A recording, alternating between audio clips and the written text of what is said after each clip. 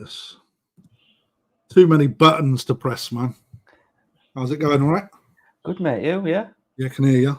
So, standing in for Gaz, as everyone knows. A little bit late to start, but we are actually just kicking it all off. So, 40-odd people in to start with. That's good. And I have sent invites out to Alan Tate and Ryan from Exclusively as well. I'm told both of them will be turning up, but let's not hold us breath. Rick from New Forest is joining us at around 8ish. He's running late as ever. So good to see plenty of support in. No 50-minute intros from me, just 20 seconds. So let's have a look who's in the house. Gwen, first in. She was waiting. Bang in. Eric, good to see you, mate. Simon Shears, Jeff. Vic is obviously in, keeping an eye on us as well. Evening, Vix. Marcus and Cordy's Coy.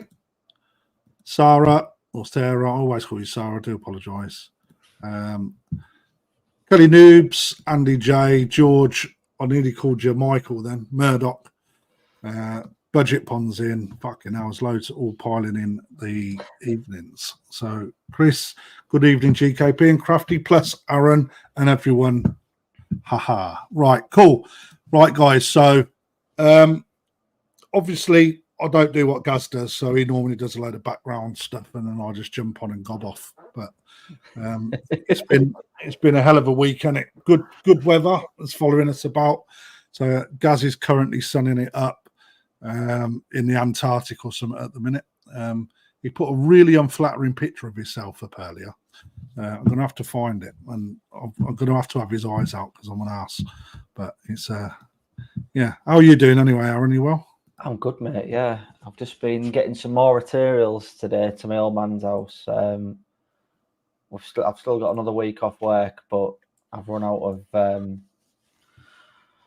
of blocks. So just getting it to the point where we're going to start cutting blocks for the window to go in. So nearly fully complete, but well, not fully complete with the blocks because we're going to build the filter house on afterwards. But his current pond is leaking. So what size is it going to be? 1 sec. I have the measurements from my old man. While you're looking, I'm just going to share this because it's funny as fuck. That's a pose and a half, isn't it? Soz Gaz, I know you're probably watching. If you're not, you're going to look back. But yeah, there's your normal host. But mate, you don't need to turn your head like that, mate. Just look into the camera more. I was only saying to our lass earlier, I said, I like the way that Gaz has got contact lenses before his holidays so he can wear sunglasses. Because when I went away, that's true. Like GB shrimps in the house. I struggled like mad. Like, I got some prescription sunglasses and they just make me feel sick.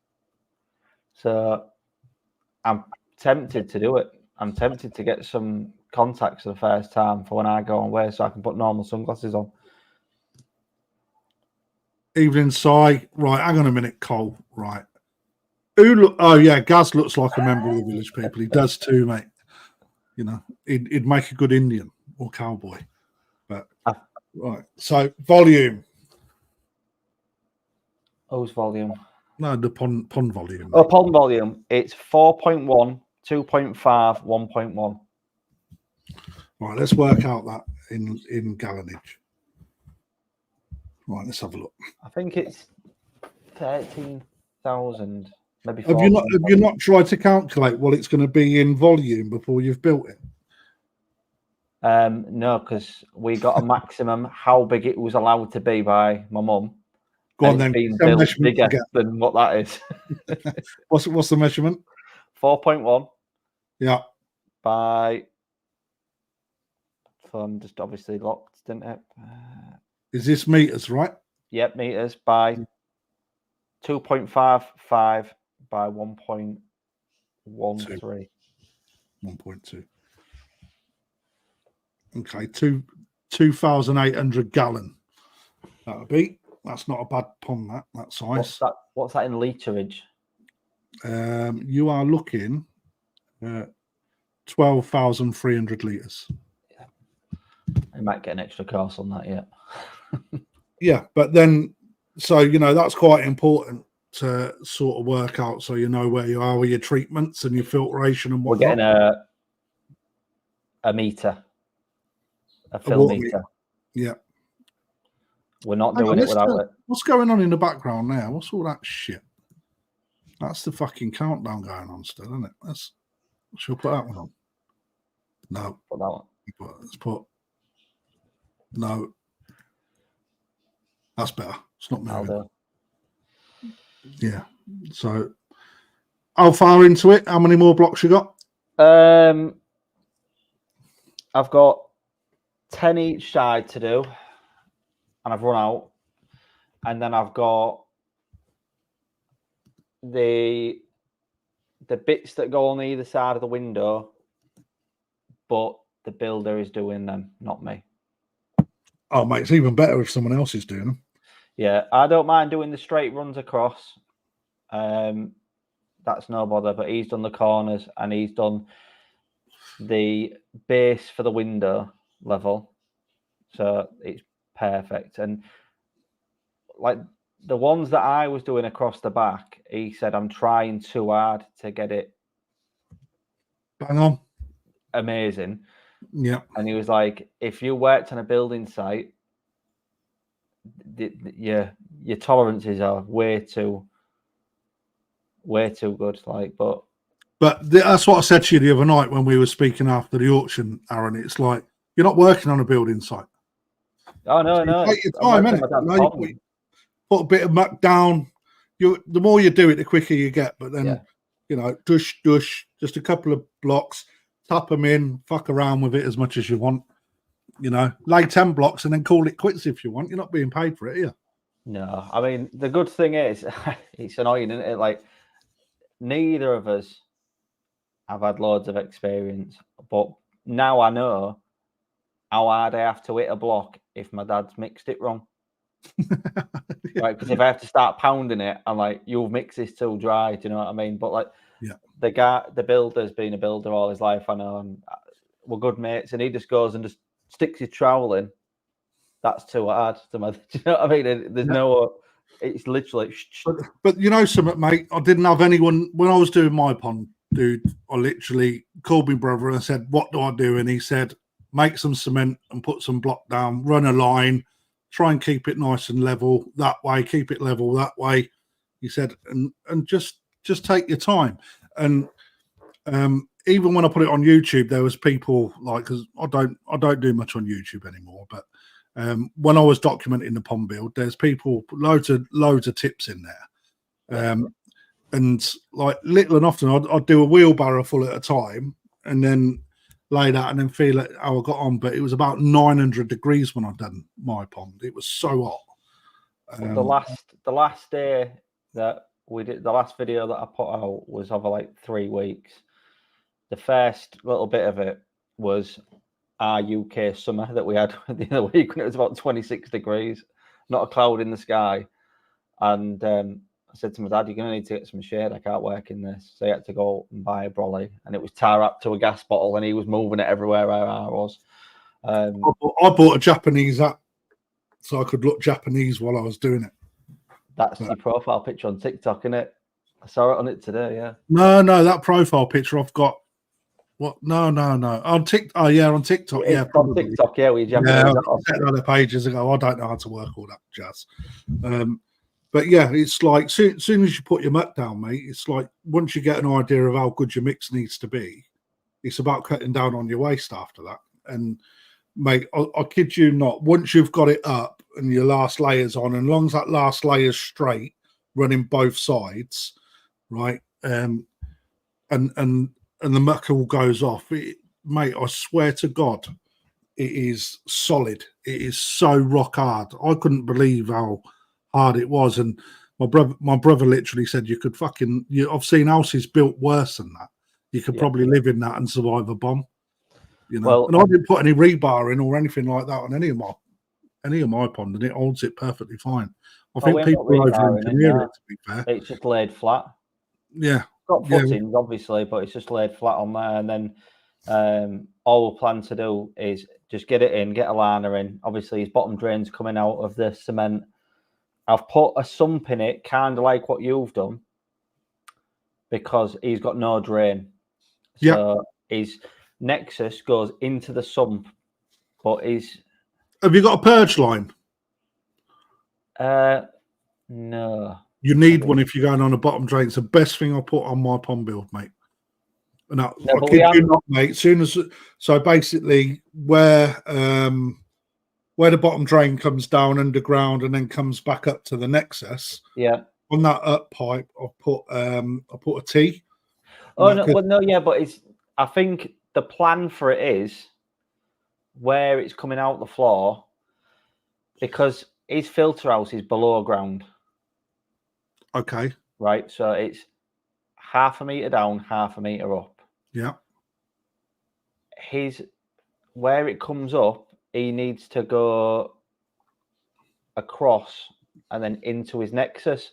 So he's putting a T with a rodding point in it there, so he can purge out of that way, out the top, I believe.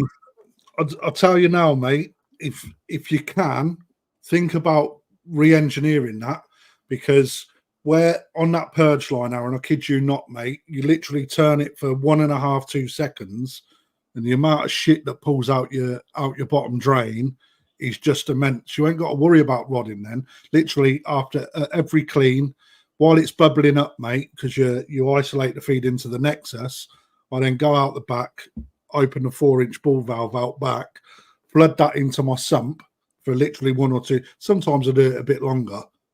Sometimes I'll flood the garden out just so it gets water, because I'm fucking lazy like that, and then turn it back off. Right. And so what we have done is I dug down 1 meter deep manhole cover in the base of his filter house. Yeah. And there is pipes from all 4 corners of his filter house that go down and into it. Yeah. And then there's pipes to where his nexus outlet will go into it, and there's already a sump pump into that with a pipe out of it. Where's that going? Out into the garden or down? Well, so he's got an allotment behind the pond. So the plan to it is to have an IBC behind there, so he can do the... I'll tell you what I've done, right? So on the you've got a black pipe, haven't you, with it? Yeah, but I've blocked the end off now, so it's not just coming out like it's down a drain pipe. Block the black pipe takes it round to the garden onto grey pressure. You can use black, cap that off, and then I've drilled loads of holes all the way in, so it literally sprinkles. Mate, that side of the garden is like a jungle now, and it's just one good way of, like, you know, an irrigation system with fish shit. Plants are like that. Yeah. He's already got an irrigation system in on a timer for his greenhouse and his beds and stuff like that. So at the moment, that irrigation system is off a water butt that's got an hose pipe with a ball cock in it. Yeah. Right. So the plan to it is to put an IBC there. So the irrigation system then is cleaned for free. That's fair enough. And just plumb it off that. So that shouldn't take too much doing, to be fair. But at the moment, the pipe just goes out. It's solvent welded, sticking out the side of the area. Just putting a comment in. Oh, let me just grab a mug that we received. Ooh, a mug. Send them in the post. Post there. I don't even know if I've done that right. Do it that way. From Sweet Acre Koi in America, that was in the chat. Oh, cool. Christine. All the way, that's the most expensive mug in your house then. Christine actually bought a load of tickets on Gaz's raffle before and won the Tancho Sankey koi that you donated and gave it to Leo. Oh, really? So, and we've got a mug from our channel now. I do remember actually thinking about it. So, right, quick one to everyone. We got about 90 people watching ish. Guys, if you've got any questions, fire them in. We're taking over Gaz's stream tonight, although it's on my channel, but taking over his show while he's currently cooking himself up with baby oil in 90-degree heat. So let's do Gaz proud. And any questions you may have, please whack them in. I'm hoping that Ryan from Exclusively will join. If Ryan and also Alan Tate, BKKS JSC member, Joint Standards Committee chair, and Ricky's expected any moment now. So please, any questions in the comments, guys? I are popping up. I am looking through. All I ask you to do is just put a Q at the start in a capital and then type your question out. Don't have to be capital letters. I've got better eyesight than Gaz, so I'll be able to spot them. But yeah, this week has been mental at work, like literally mental. So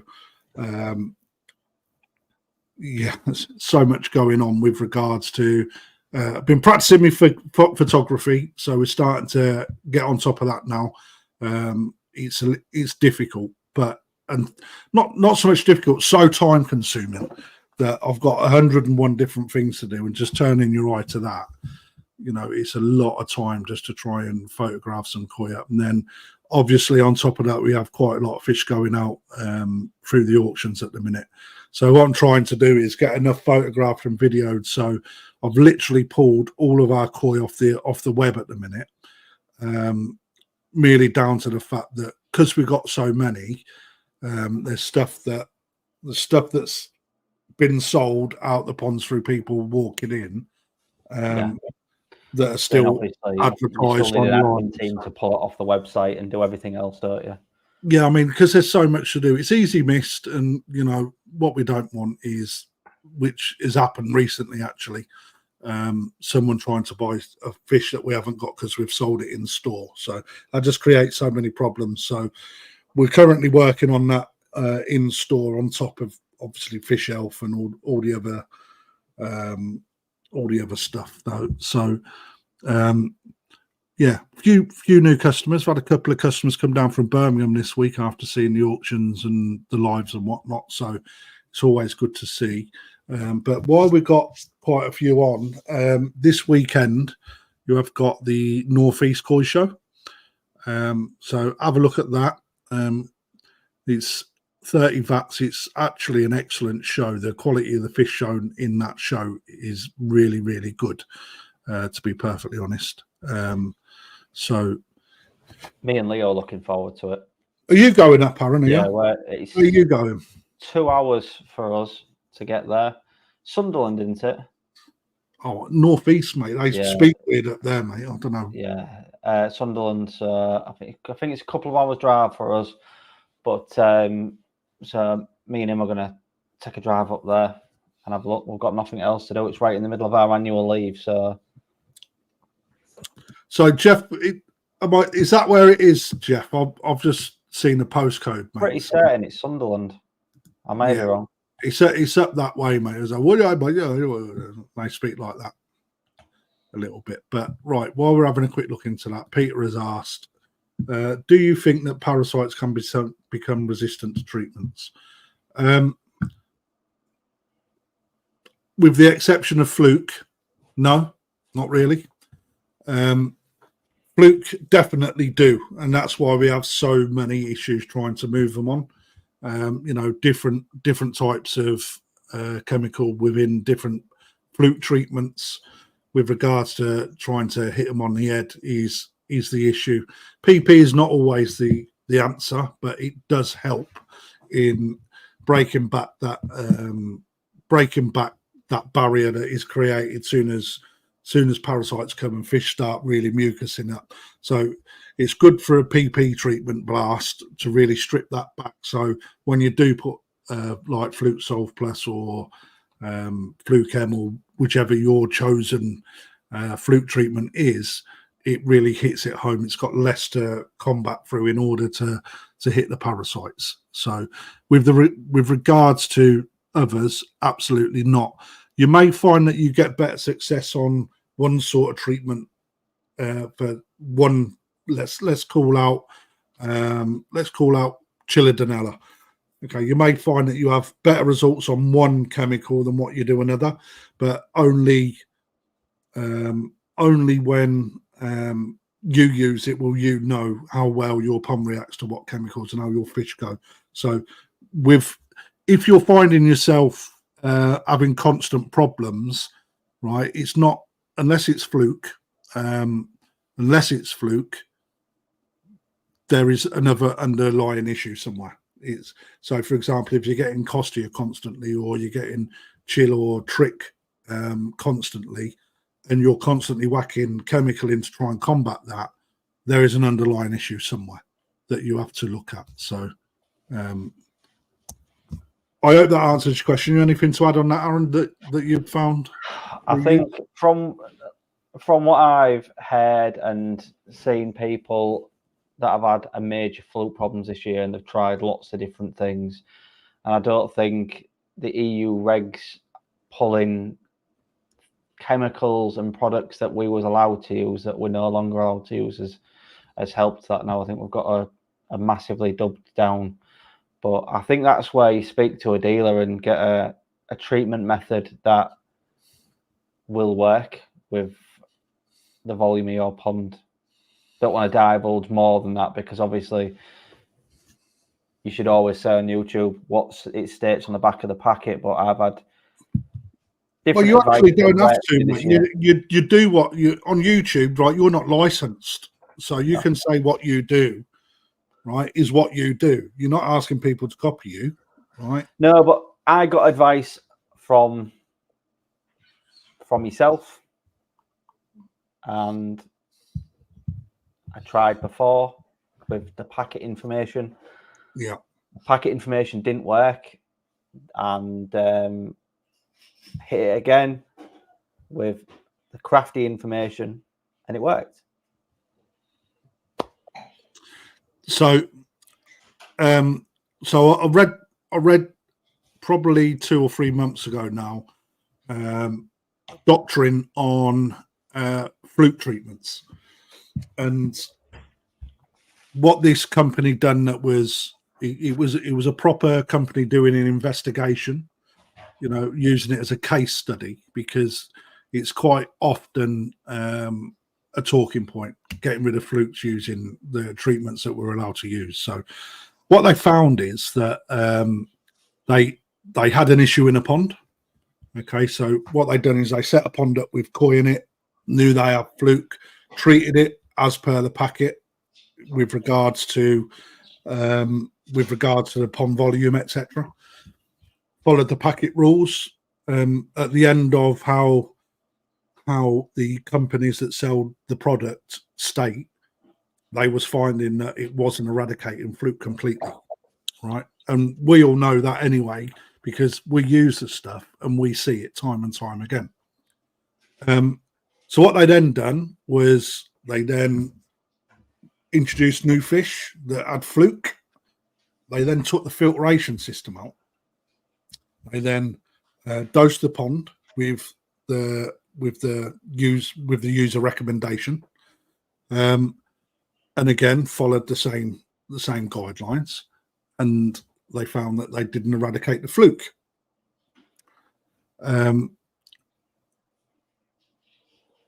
The end result was that the filtration systems, because they're not bypassed, they take out a lot of the medication as it's going through the system. Okay, so straight away you're using a dose that's safe, but the more powerful your filtration, the more you're stripping back in the actual medication that you're putting into the pond, right? Only when they put the fish into water that had never been used in a pond, in an exact same pond as they've tested before, a clinical environment where they put the fish in, water that's never been touched, never been in a pond environment. They set that all up. Only then did they find that the medication on the fish worked. So because there's so many aspects to the koi pond, there's so much going on that's taking the medication away that you're always pissing in the wind. Okay, so that tells us that research and that case study that comes from an extremely good source tells us that what's on the back of the packet is safe to use, but it's not going to get rid of your problem, right? So what do? To me, because not everyone knows the exact literage of their pond. They say they will, but your pond levels will differ, which will change the volume of your pond. Yeah. Right. You have to increase your dosage, and only then will you find out when it happens. But then let's look at putting PP in first, what that does, and then change the dosing method. There's no set rules, only the advice on the back. If I'm working and someone, I don't know how they look after their pond, etc., I'll say follow the rules on the back. Yeah. Right. Because quite often, if they didn't and they overdose and all their fish die, they'll come back and say, "You killed all our fish. We followed your advice," right? Which is what we can't do. But if you're working with someone like yourself, or someone that's been keeping koi for a number of years, and you have that relationship, that I can go right. Hit them with PP. Don't use the packet. Up that.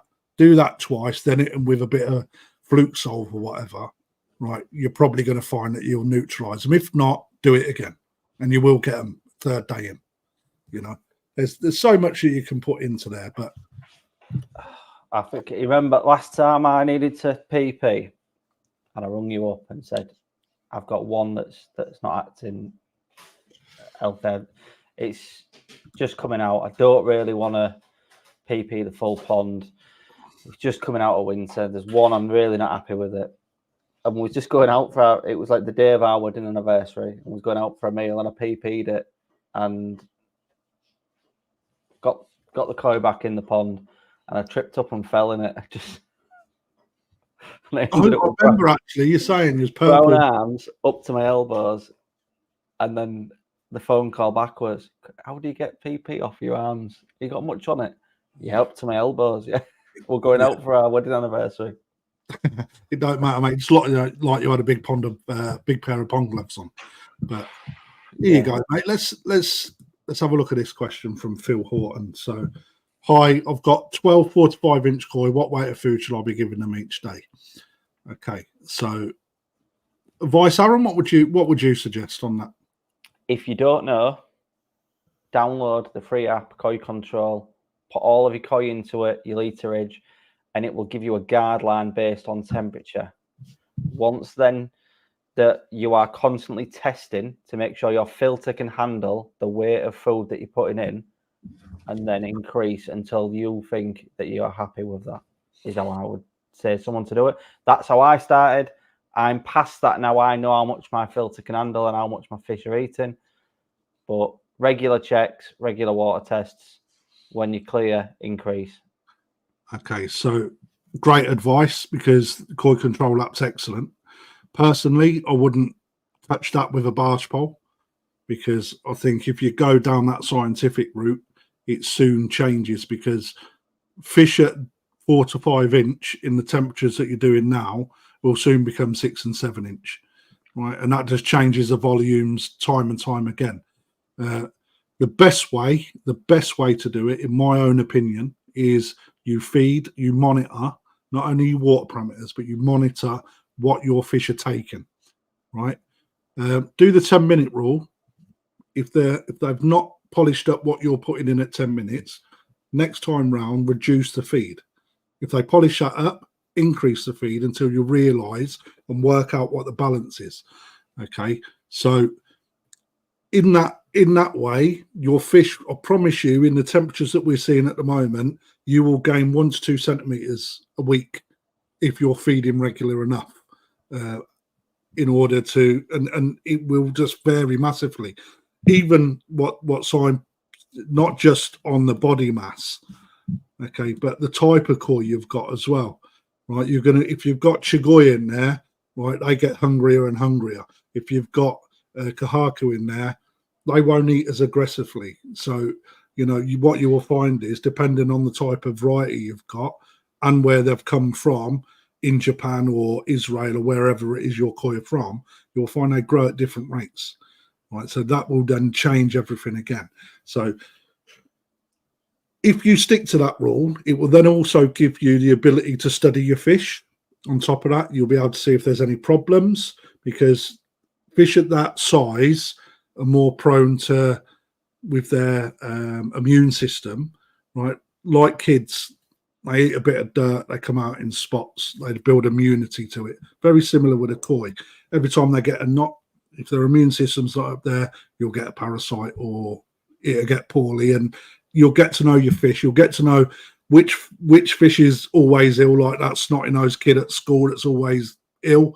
Same in your pond, right? You have different tolerances. So I know it's about food and weight, but that interaction is really important, especially trigger fish. I've got one koi in my pond that if there's ever anything in it, it is the first to flash. And it's great because it's the Pericina, it's white, and I can see it from the window upstairs. So when I'm standing at the back window upstairs, you can see that one if it flashes. So it's great. And that is my getting a starting point, was because I was using a feeder because I was setting off for work early. I wanted a rough idea on what to put in, but I feed 100 grams twice a day. It all depends on your stocking density, that though, doesn't it? Yeah, of course it does. But this is what he's doing in his pond. Jay Biggs. Benagoi again. Greedy fish get big quite quick. So 4 centimeters since the national. How many weeks ago is that? What's the national? 6 weeks. In an uneaten pond, that's perfectly good. Yeah. And you're in their growing season at this time of the year. We have such a small window in an uneaten pond in the UK that this is where you're going to get your results. So, it's about putting the feed in as long as your filter can take it. It's about putting the feed in regularly to get that body, or to get that growth. I think, was it last weekend I put an extra feed on my feeder settings and increased the duration, and we are just starting to see the nitrate tail off after that. Do you know something? Right, I'll be perfectly honest with you. In my pond, I watch what they feed on first thing in the morning. Right, the first feed that goes out. I know full well. I think we've got an electrical storm. I know what I'm putting in is getting devoured, and then I feed every couple of hours. I feed every couple of hours on an auto feeder, but I pull that feed volume back, right, just so I know that I'm not overdoing it. So I'll just come back one click, and then when I come home on a 8 o'clock and a 10 o'clock feed, that's when they get smashed loads, and then nothing until 6 o'clock in the morning again. So let's just add our Rick. Hey, son. Evening all. How are we doing? I'm looking very. You're looking very well. Oh, thank you. Yeah, look, I've got a little question there for you. As soon as you turn up, you obviously deal with 4 to 5 inch koi a lot more than I do. So my advice may be completely different to yours, but at least give a bit of a balance and opinion on how you do it. All right then. 12, yeah. If you've only got 12, it's hard to get them to eat enough. And it depends what you're trying to do with them. But yeah, as much as elite 10 times a day. But you ain't going to be there 10 times a day, probably. Probably not. So yeah, it depends on what you're trying to achieve with them, what temperature they're at. But if you've only got 12 4 to 5 inch fish in a tank, if you're growing them, it's quite hard to get them to really compete, and that's where that stock density comes in. You sort of want more to start with to really get them competing, and then bring the numbers back down. So so if you're struggling for stock, I've got fucking shitloads of fish that you can buy. So's Rick. Give us a bell. You know, but that's so true, mate. You know, it's not necessarily the weight of food that he really needs to look at the moment, is it? No, and again, it depends what you're trying to achieve with them, and it depends on the variety of fish and where they're from. You know, if you've got 12 4 to 5 inch nice Doitsu Harawakis and you got them at 28 degrees and you try and push them, you're going to knacker them. If you've got yeah, it's not as an easy question. There's a lot more to it than there's a huge. It's a big topic, isn't it? Feeding. It is. Evening, by the way. Evening, Aaron. Evening, Grafty. Evening, mate. I just thought I'd straight into it. Straight into it and then say hello. That's what I do on the BBC, mate. I've been writing notes before I took over tonight. You know, because I'm not even let him up in a beer. You know, have you got a beer? I've got a bit. I'm on some. What the fuck is that? Where'd you buy that from? The 50p shop? No, there's a 20p shop by me. That wasn't 20p, but they must go off and buy all this out of date stuff for 20p. Even Chris. So I go in there and get like curry sauce. So tonight I've got Thai red curry sauce, teriyaki sauce, and I think it's Polish, some sort of horseradishy stuff. All 20p a pop. But they also sell beer. Again, I presume that's Polish. I don't know. I don't speak Polish. It looks Polish. But you'll know if it's Polish by the percent. Yeah. This one's 5-6%. That's right. It's nice. Colin says beer don't go off, mate. It does. I brought some Guinness in there the other day. The whole case of it for like £2.50 for a case. It was rank. Even I struggled to drink it. There you go. Yeah. That's what he's dealing with in his pond. Like, so straight away, it changes things just on having different size fish in your pond. It is a challenge to grow. You got to work out what you want the most from which fish, as to what you feed, size of food, type of food. If you really want to grow fish, what your filter can take. Yeah, and to be honest, the sad thing is if you want to grow fish well, using a feeder and sinking food, they'll grow a lot better on it, but you ain't going to see much of them. They just begin to hate you. You're just something that scares them. So, it's a tricky one.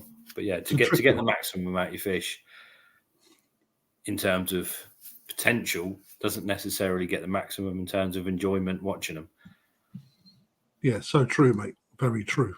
But hi, all. Hi, Teresa. Nice dog, that. And have you joined Gaz's Koi group community chat thing, man? Mate, it's like, obviously, yeah, well, I know you have because I've seen you on it, but, mate, here he is. I put fish on it, mate. Right. Mate, I kid you not, there's about 3 million messages on there. I went into my photos to look for a picture of a fish for work, and there it was, dogs. I'm like, where the fuck has all these dogs come from? Dogs, cats, birds. Mate, it's like, wow. So yeah. Please tell me you've clicked on it and turned off Do Not Save to Phone. Oh, I don't know how to do all that shit. Yeah, the thing is, I like the stuff on WhatsApp saving because, you know, we send photos to each other at work. So I've got. Yeah, but you do it on the group. I do. So you can turn that community group off to sending on your phone. Mate, you wouldn't think I used to be a digital communication expert in the military, would you? I don't understand WhatsApp and all that. I ain't got a clue. You know? That is 100% Daz's fault. Daz was put in command and he was like, right, let's put pictures of my dog dressed up on, because I know it winds Gaz up while he's on holiday on the plane and he can't say no. Let's go. Fair play. Let him out of the box a bit. What you been up to this week anyway? You, Aaron? No, you. Oh, me. Playing with fish? Of course I'm playing with fish. Always playing with fish, mate. Yeah, been through my little show and grow ones. Had to move them because yours were turning up. Is that where they went? Isn't it? Thank you, Matthew, for that. Yeah, it's a good lad. So he suddenly went. He just sent me a message saying, "Oh, have you got all your fish from Crafties?" And I was like, "Bit weird, but I've taken some, but there's still a load there."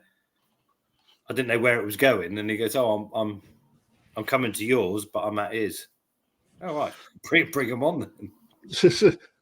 Mate, it's like I was so bamboozled. Like it's like But what was really good, I put a new process in place for the auction fish, right? So everywhere, all the fish have got their ponds. Every video is attached to the reference number on the koi. Your name is attached to the reference number on a spreadsheet. So I can go on our spreadsheet and go, Rick, that one. It brings up the video, tells me where the fish is.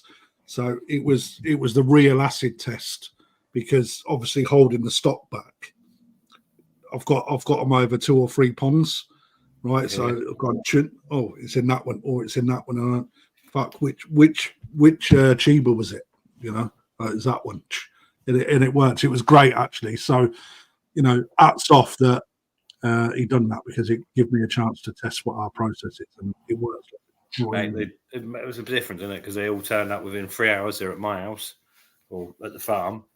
Yeah, in the pond. They're literally, I put them in, chuck some food in, and they just turn around, start eating, happy as Larry.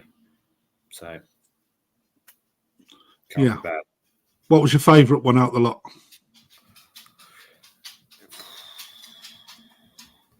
On arrival, probably, I don't know. I quite like the Sakai Sankey, to be fair. But yeah, I think the Kiyotsury, I think it's going to could well become a bit of a favourite. So, really? Isagi's good, but that's Isagi. Yeah, it's like, where do they go? I get that, but yeah. It is. Yeah, they're good fish, man. They've all come up, and it's just nice to see them. And to be fair, the little Sankey, in some ways, that's kind of my favourite, because I'm not sure what that's going to do. I'm looking at it, and I'm thinking, I don't know if it's mine. I'd be worried about it all going wrong, because it's pretty. It's small. It's just like, but that's the interesting bit, isn't it? It's going to. That's the bit I like the most. That's the bit I like the most. I mean, we was dipping through some ponds today, and people think that you sell them a shit fish if the benny falls off or whatever. Well, just going through, mate. It's like some of the fish today, some of our best fish, that I've kept, mate. Benny's falling off when it's like, that's going in the shit bucket. What can you do with it? That is the thing. Once they're gone, and you just, it's just, some fish are reliable, aren't they? They're not going to go wrong. A Kiyotsury is not going to go wrong, really, is it? And the Sagi's not really going to go. They generally are pretty safe, but you start putting Sankey and Showa into a vat for a period of time, it doesn't take like the first few scales of Benny drift off. Yeah, and then the rest follows really quickly. It's a corner, isn't it? That's exactly what I was looking at. It was the NND Sankey that I've got, because they've grown really well actually over this period of the hot weather. Gone nice, bodied out quite nice for Tozai, and it's like, where's that fish? Because you're watching, and them ones that are looking promising. I'm like, where has anyone sold? That's like, no, it's that one. It's like, you fucking kidding? Literally destroyed itself. So that's going in the golf course pond, just so I couldn't have a Shiramuji at some point. Honestly, it happens, and it happens probably more than, certainly from that sort of Tozai into Nisai period. It's quite often those that have got the standout patterns as well. Those that got those kind of funky patterns that you really, that's nice. They're the most unstable ones that go to crap. The 1-2 step solid, they're not such a problem. But the flowery pattern ones. Flowery patterns, those that got that weird, nice head pattern, and you think, that's going to be amazing. I was talking to someone in the shop today actually about the head pattern receding. and it's left a little line of where it was. And it's like, do you think it's going to come back? And it's like, if that comes back, mate, you're probably the first person in the world to say, yeah, it will come back, because it ain't going. That's just going to keep disappearing, over time. Yeah, it happens. And obviously, especially when you grow them and push them, we've done it with certain varieties for years. They're fine at a certain pace, at a certain temperature, but the minute you up the temperature, push them that much harder, you just blow off. They're just gone, and then they're just worthless, isn't they? They've gone from being worth a bit of money to nothing. Yeah, 100%. You put money into creating devaluing them as well. That's the that's the bottom line, mate. When you're like you and I, mate, that have got so many ponds, you're just improving the odds for you to come across those fish, aren't you? So yeah, it's a learning curve as well. Some batches are saying, we've got different bloodlines are saying some are more tolerant than others for it. To be fair, the Momentera stuff is really resilient to being pushed. But solid. When you go back to what they do and what their farm's been built on, is growing fish jumbo, and fish, obviously the fish that can do that and hold their belly are the ones they use for parents in it. So you get that sort of continuity in, they might not be the most refined fish, but they're fish that can hold that belly whilst being pushed along. It's just how it is. Right. There are a few questions. Jigs has just asked this one. Do you think Gosanki are unstable as Tozai in an indoor grow on with reference to colour? I don't think inherently. I think certain bloodlines are massively. And it's not just bloodlines. And as soon as we'll cross parents as well, we'll use a Momentara fish cross a Sakai fish or whatever. On one hand, you might improve the Sumi or the body. On the other hand, you might create unstable Benny. Yeah, it is a tricky one. I mean, what we see in the shop, I'm really keen to get all of the Gosanki lot outdoors as quickly as I possibly can. Because we use heaters, but it's so expensive to run heat in the amount of ponds that we've got. Soon as the weather improves, they're all outside because there's less natural light hitting them ponds. Over time, I see the benny starting to wash out. It's not beyond repair, but it just makes them less sellable because they don't look as good a quality. If you washing out, it's not such a problem, though, is it? When the benny drops back, it's fine, but it's when you start getting when it starts breaking down. Reduce it. Yeah.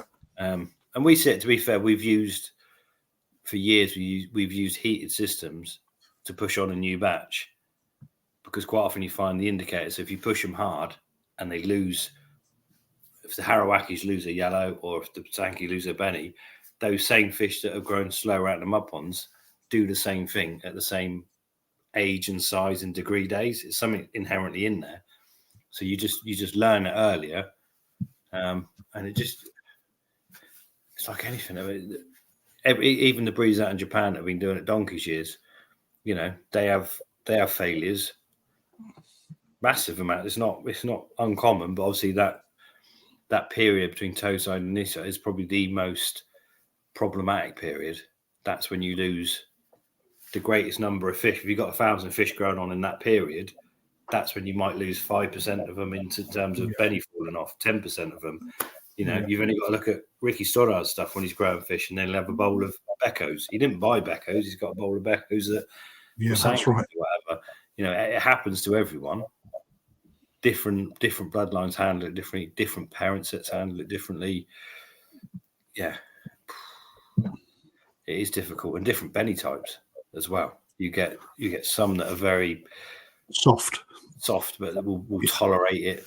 No bother, you don't have any fall off, but quite often you find some of them develop shimmies later in life, so you've got to weigh up which is worse, which is better. There's no magic bullet to get the fish that's got the best benny, doesn't develop shimmies, doesn't develop secondary that has the right body, has the right shiroji. It just doesn't occur, and you've got to weigh up what's what and what's best. Which is difficult when you're only picking one or two fish. It is. It's almost impossible. No, Isn't it? it's just a dive roll, isn't it? So if you're buying Tozai, you might need to buy 20 Tozai to end up with 2. If you've got a good eye, you could buy 20 to end up with 2 good Sanzai. Or you could buy 2 good Sanzai for probably the same money you spent on 20. Buying them little, you'll learn a lot more. It's a lot more enjoyable. But you've got to take there's more risk. Yeah, it's a lot more risk. Learning curve. You know, but saying that, mate, some of the Nisai that I've bought, I mean, you know, I'm still learning as a dealer, and so, you know, looking at certain breeders and certain fish, I've seen Shimmies appear on some Kahaku from some dealers more than I have others. Now, you know, I don't know. Massively certain issues with certain.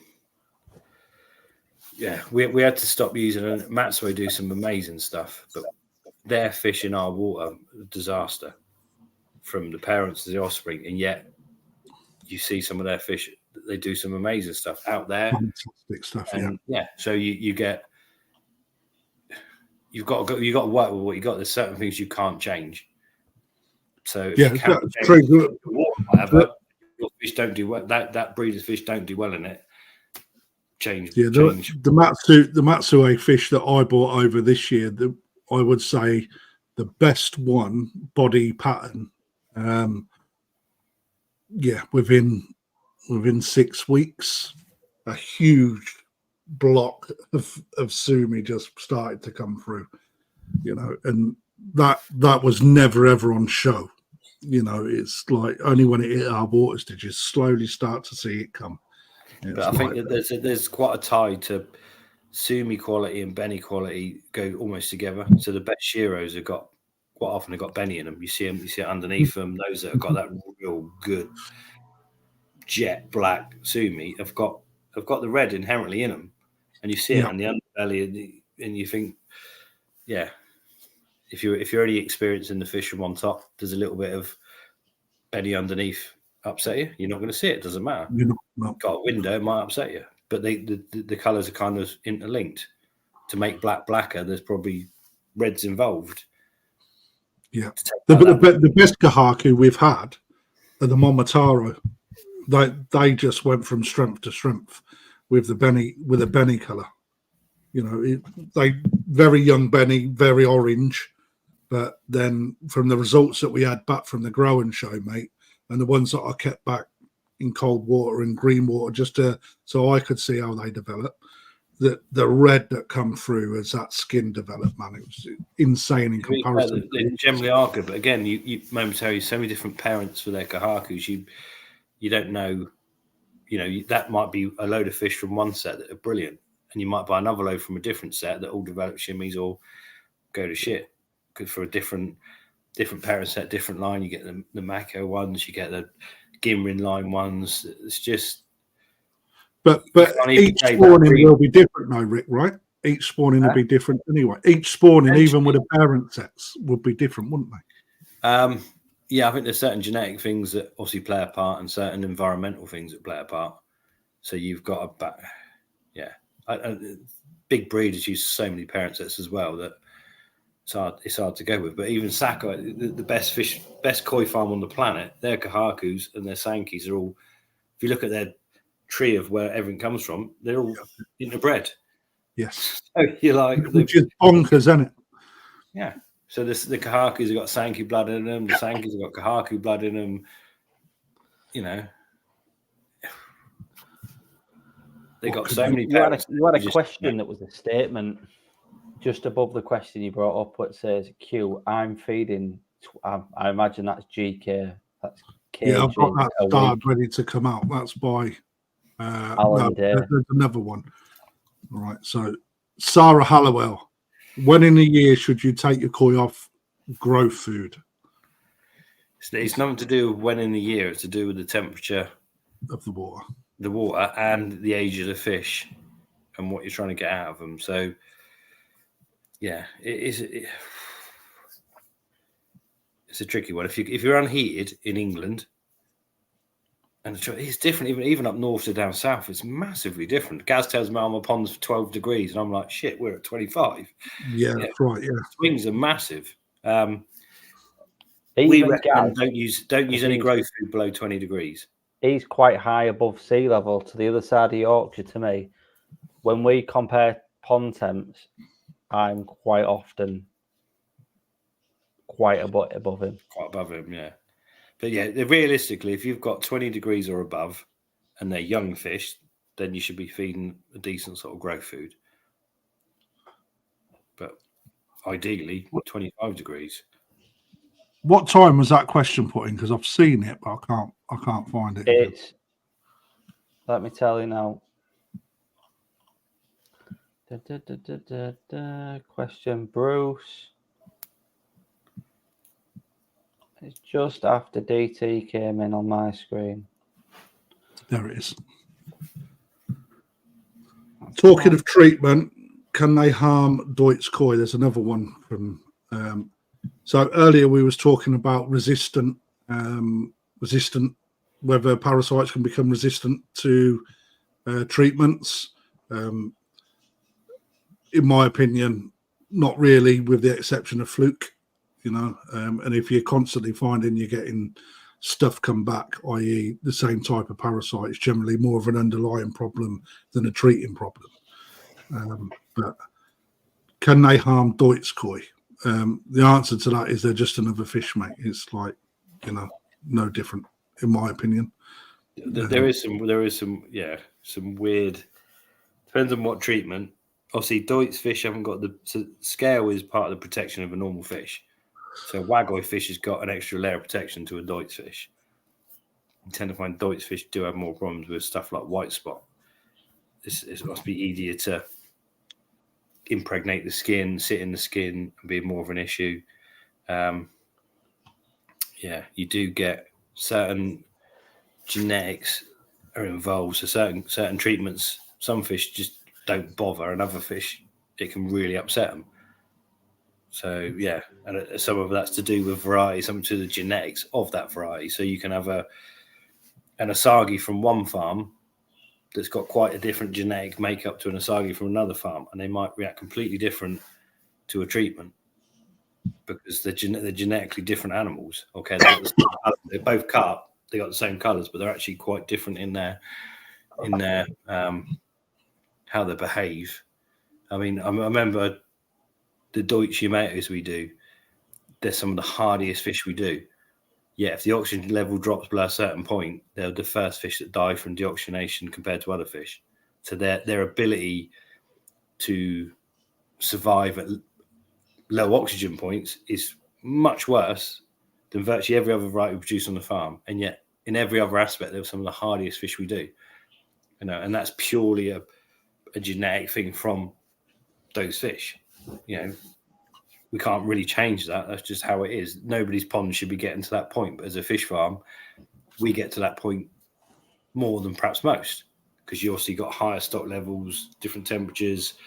But yeah, they're much more susceptible. Just as a random thing, some of the hardiest fish you ever come across, but oxygen is their like Achilles heel.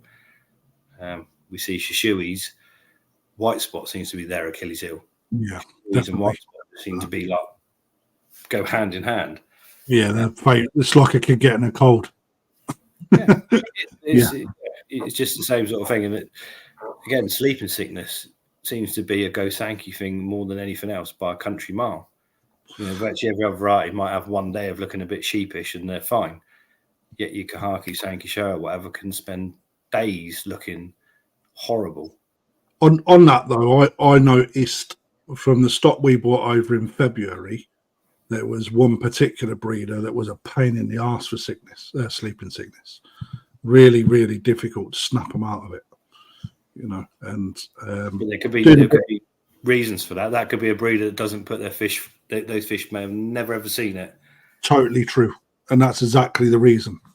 And they've got a much harder job then. Those fish are just being walloped, and you also find something like sleeping sickness. If you've got a pond of fish that have seen it, and you put a new fish in there that's never seen it, never reacts as badly, it will go down with it, and it will come back quicker than if you have a whole batch of fish that do it, because the whole lot of fish in the same environment where they're just passing it back and forth to each other and going nowhere.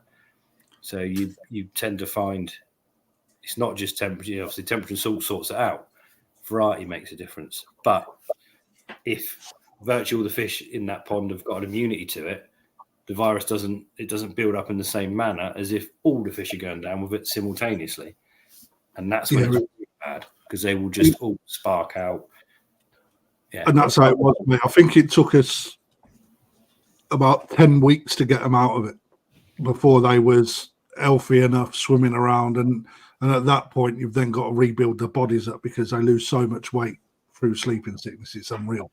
Can do, yeah. You know, it was one of those twitchy bum moments when you've spent quite a lot of money on fish and they all go down with it, you know. But a bloody good learning curve for me. It was quite nice to pull them out with minimal losses as well. I think we only lost six small fish out of it, you know, which actually I'll give myself a pat on the back for at the time, you know, because it could have actually gone south a lot quicker than that. We used to years and years ago. We used to lose loads of it before it was a known thing to deal with. We'd do a spawning, we'd raise the fish, everything's going amazing. We've got 1,000 sankies in a pond. We move them into a pond for the winter. Come December, suddenly, boom, they go down, and we're like, oh shit, we'll get some salt in, but we can't change the temperature, so those fish sit there for months, literally, just going down, and some might survive, some, you know. Whereas if you do that when the temperatures are higher and you can manipulate it, you can get them over it, sort them out. Yeah.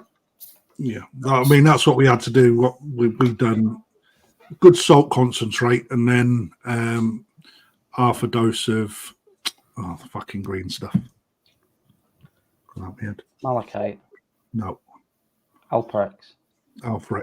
Yeah, half a dose of Alpharex just to help them, but huge water changes every single day, you know, just to keep that.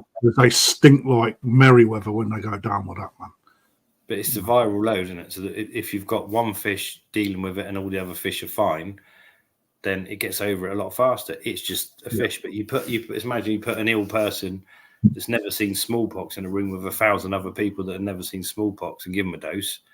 It's going to turn into a cesspit of death, isn't it? COVID. There you go. That's everyone can relate to how quick COVID takes. It's the same when you put so many fish in a small bucket, you know, they're all susceptible to it straight away. But, you know, here's a question. Well, it's not really a question. This is what Aaron was saying.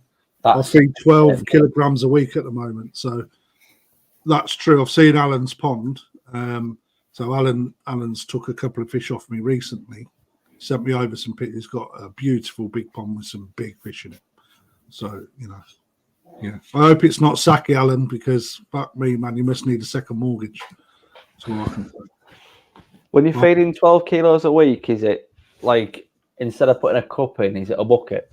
It's sack, basically. But what makes you, if you're feeding, it's not a lot though, is it? 12 kilos a week. If you split that down into 4 feeds a day, so that you're only feeding, literally half a kilo a feed. So you're feeding 500 grams twice a day, and that's 14 kilos by the end of the week. Yeah. It's you know, it is madness. I mean, the amount of food that we go through at the shop, mate, fuck me. You know, I think, and that's most of what you're doing in the shop is maintenance feed, isn't it? You're just maintaining. Yeah, yeah, it really is. You're not. If you want to try and grow those fish, you've got to double, if not treble, that food. There's no way I can afford it. It's so just it would just put the price of the fish through the roof, mate. You know, but if that's what you're trying to, you know, get the best out of the fish, and obviously the food levels just go up and up and up. It is, mental. Which is why everyone looks at different foods, isn't it? You got to look at different stuff. How bad does the fish need to be? Pretty bad, generally. Dealing with really, He's got a poorly fish in an hospital tank that he's been struggling with for a while. I've been reading his comments that he's got. I don't know whether it's up or down in that question. I mean, I don't know enough of what you're going through life around the koi pond. I mean, what I would do is put some more comments in about what you're experiencing, You know, it might be the fact that we can help you out a bit, or give you some advice. But ultimately, when euthanizing, it's down to your personal decision. Whether you can, whether treatment or constant treatment's going to fix the issue that you're dealing with, or whether you're just fighting a losing battle. And at that point, if you're fighting a losing battle, in my eyes, it's better to do the right thing, which is rather than constantly putting that fish through a stress events through different chemicals, trying to treat it, and it actually not improving at any time. Do you need to be spending your money on it? And does that fish really need to be out to go to the big fish cod in the sky? That's what you got to ask yourself, mate. It's not an easy decision to make. Without any more information of that, for me, it all depends on if it was that Sankey you had in your auction yesterday, and then I would think that's worth spending money on. But if it was a 10 quid fish out of a bargain bin, is it worth spending 90 quid to get a sample of that for that to somebody to come back on a swap? Yeah, but then there's always that edge, isn't there? You're always going to get to that line where it's like, do I keep throwing money at it, or am I doing the right thing? I mean, we come across it in the shop from time to time. You have to make that decision. Is it worth me putting this fish through that amount of treatment to get it where it needs to get, or is it an end of life thing where actually don't matter what you try and do, that fish is just never going to recover? Yeah, it is a tricky one. At the end of the day, if it's got the only thing you could say is if it's a bacterial problem and it's come from a pond where there's a bacterial problem going on, then you've got that fish. You could take samples from it, not to save that fish as much as save all your other fish, or use that as your sample fish, whatever. Yeah. But generally, yeah, you normally sort of know if you've got any pet, any animal, you just if it's got the will to live and you can save it, you try and save it. But yeah, of course, if it's going to a point where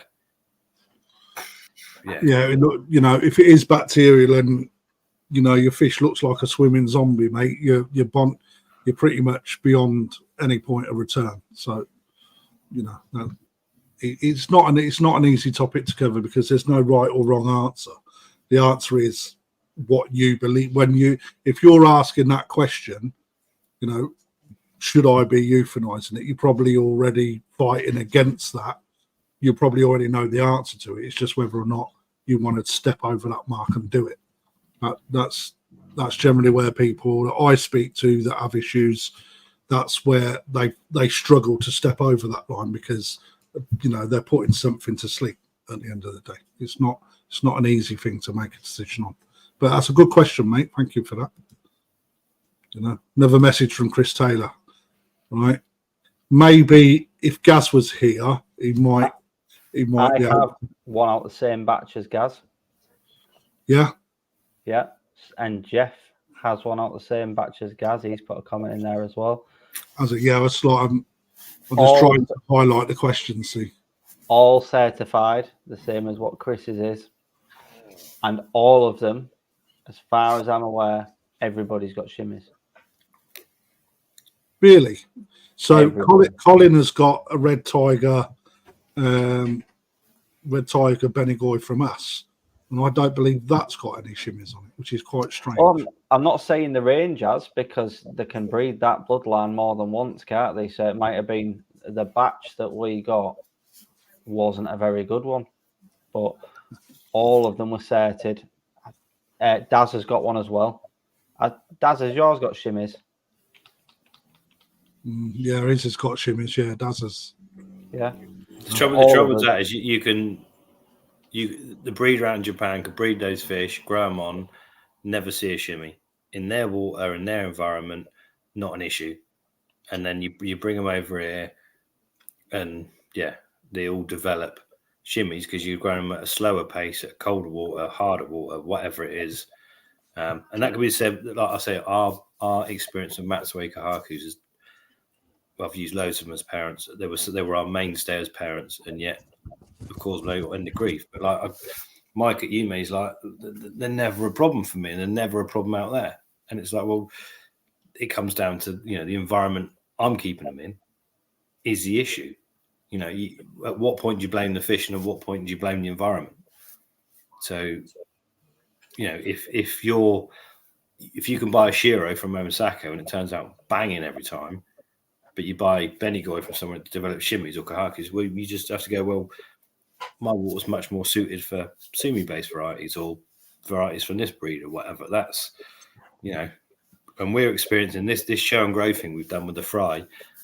The whole point was to learn stuff, but oh my God, the difference between those fish in 16 weeks. In fact, they went off at 4 weeks old. So in 12 weeks, the difference is mind-boggling from two parents.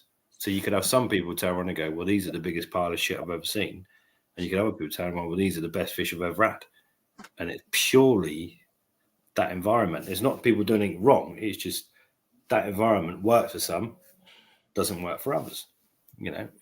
Colin reckons his work looks more like a Yatsuri than a Benigoi now. I know he's a liar because I've seen it, actually. The light your pipe put on there, back to what you're saying, hard water. Now, it is a bit odd how near enough everybody that I mentioned. I know Jeff's on Yorkshire water. I think I was on Lincolnshire water.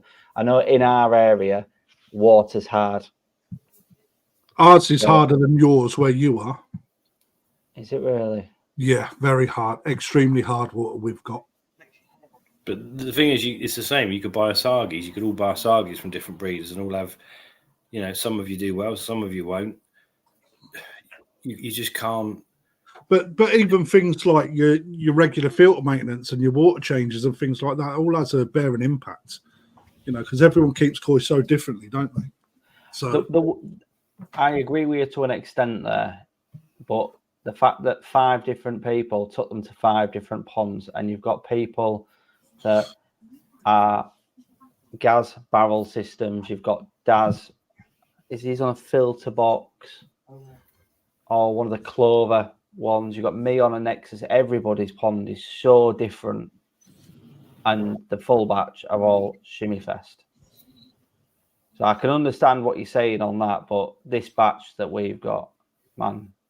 But I don't even know what the Red Tigers. I mean, obviously, I know I've heard of the Red Tigers, I've seen them, but what the parents he uses from? I thought they were from a Kahaku line. Yes, they are. Yeah, they are. Again, it's just one of those things. It's one of those quirks of genetics, isn't it? He uses. But again, Red Tiger line. Again, it's a little bit of a marketing ploy as well. By putting Red Tiger in against a Benigoi, it just makes them more sellable. Of course it does. They do sound better, don't they? Yeah, totally do, mate. It's like the yellow monkey and some of the Starlight Express ones and that you've Dragon Ball. Yeah, but Dragon Ball are slightly different. It's a good way of recognizing what he's tried to achieve with the Dragon Ball, because he's put that in with that bloodline. So that he's trying to keep a more stable Sumi rather than it all reducing and coming back again. So, behind that, I sort of get it. See. I've kept my Dragon Ball have come out probably 25% Kahaku. Have they really? Yeah, which is not bad. I don't care. It's just the end result is going to be 3 years down the line, isn't it? Yes, it's one of those things. We could have kept all our orange fry from our hit series and had the best Benigoi ever, or they might develop Shimmies, or they might not. There's so many. Until you've done a particular spawn and grown them in a certain way in a certain environment to 3, 4, 5 years old, then you can safely say. But even then, you can't safely say, because you do them again and give them to someone else. But it's the same with most, isn't it, mate? It doesn't matter which breeder. I don't think that the Dainichi, Benigoi, Red Tiger line are any different to any other. In a way, it's like you can't guarantee whether it'll get a shimmy or it won't. Some of our best Kahaku, mate, they've lost their value because shimmies are appearing. It's, at what point do you say, oh, this is a shit fish? Well, it's not, because shimmies are shimmies, aren't they? Yeah. It's not a shit fish, it's the environment. So that's where we've had to go with certain like the kahakus, we've had to just stop using the line we were breeding for years. We've just had to give up on because we cannot. As good as they are, at a certain point, they develop shimmies. And it seems to have got to a point where then we have to choose a different line. So the Ikawa line that we went to, never seen a shimmy on any of those fish, period. But we haven't got the same bone structure. We can't get the same volume of fish that we were getting. And it's like, well, so then we have to change back. So we're now using the Doitsu ones. And it's like, at what point in 4 years down the line do I find there's an issue with all of them only growing to a certain size? Or, you know, it takes years to get something that suits your environment. And then even when they go off to a customer, they're going to a completely new environment. So I might to a point where I'm making what I feel the best kahakus ever produced in this country, period. And they go off to customers and they all go to shit because those different customers have got different environments they're growing them in, have a different reaction. There isn't, and I suppose that's a good thing. Otherwise, everyone would just go to Sakai and buy the fish or whatever because they're the best. So we buy fish. When you buy fish from them, they don't do so well in your water. They might not. Yeah. So you might find you've got a fish in your pond, Aaron, that you brought from me that's the best fish in your pond, but anyone else might not find that. Hang on. I'll tell you what's a really good example here is Sai from up North Koi Pond.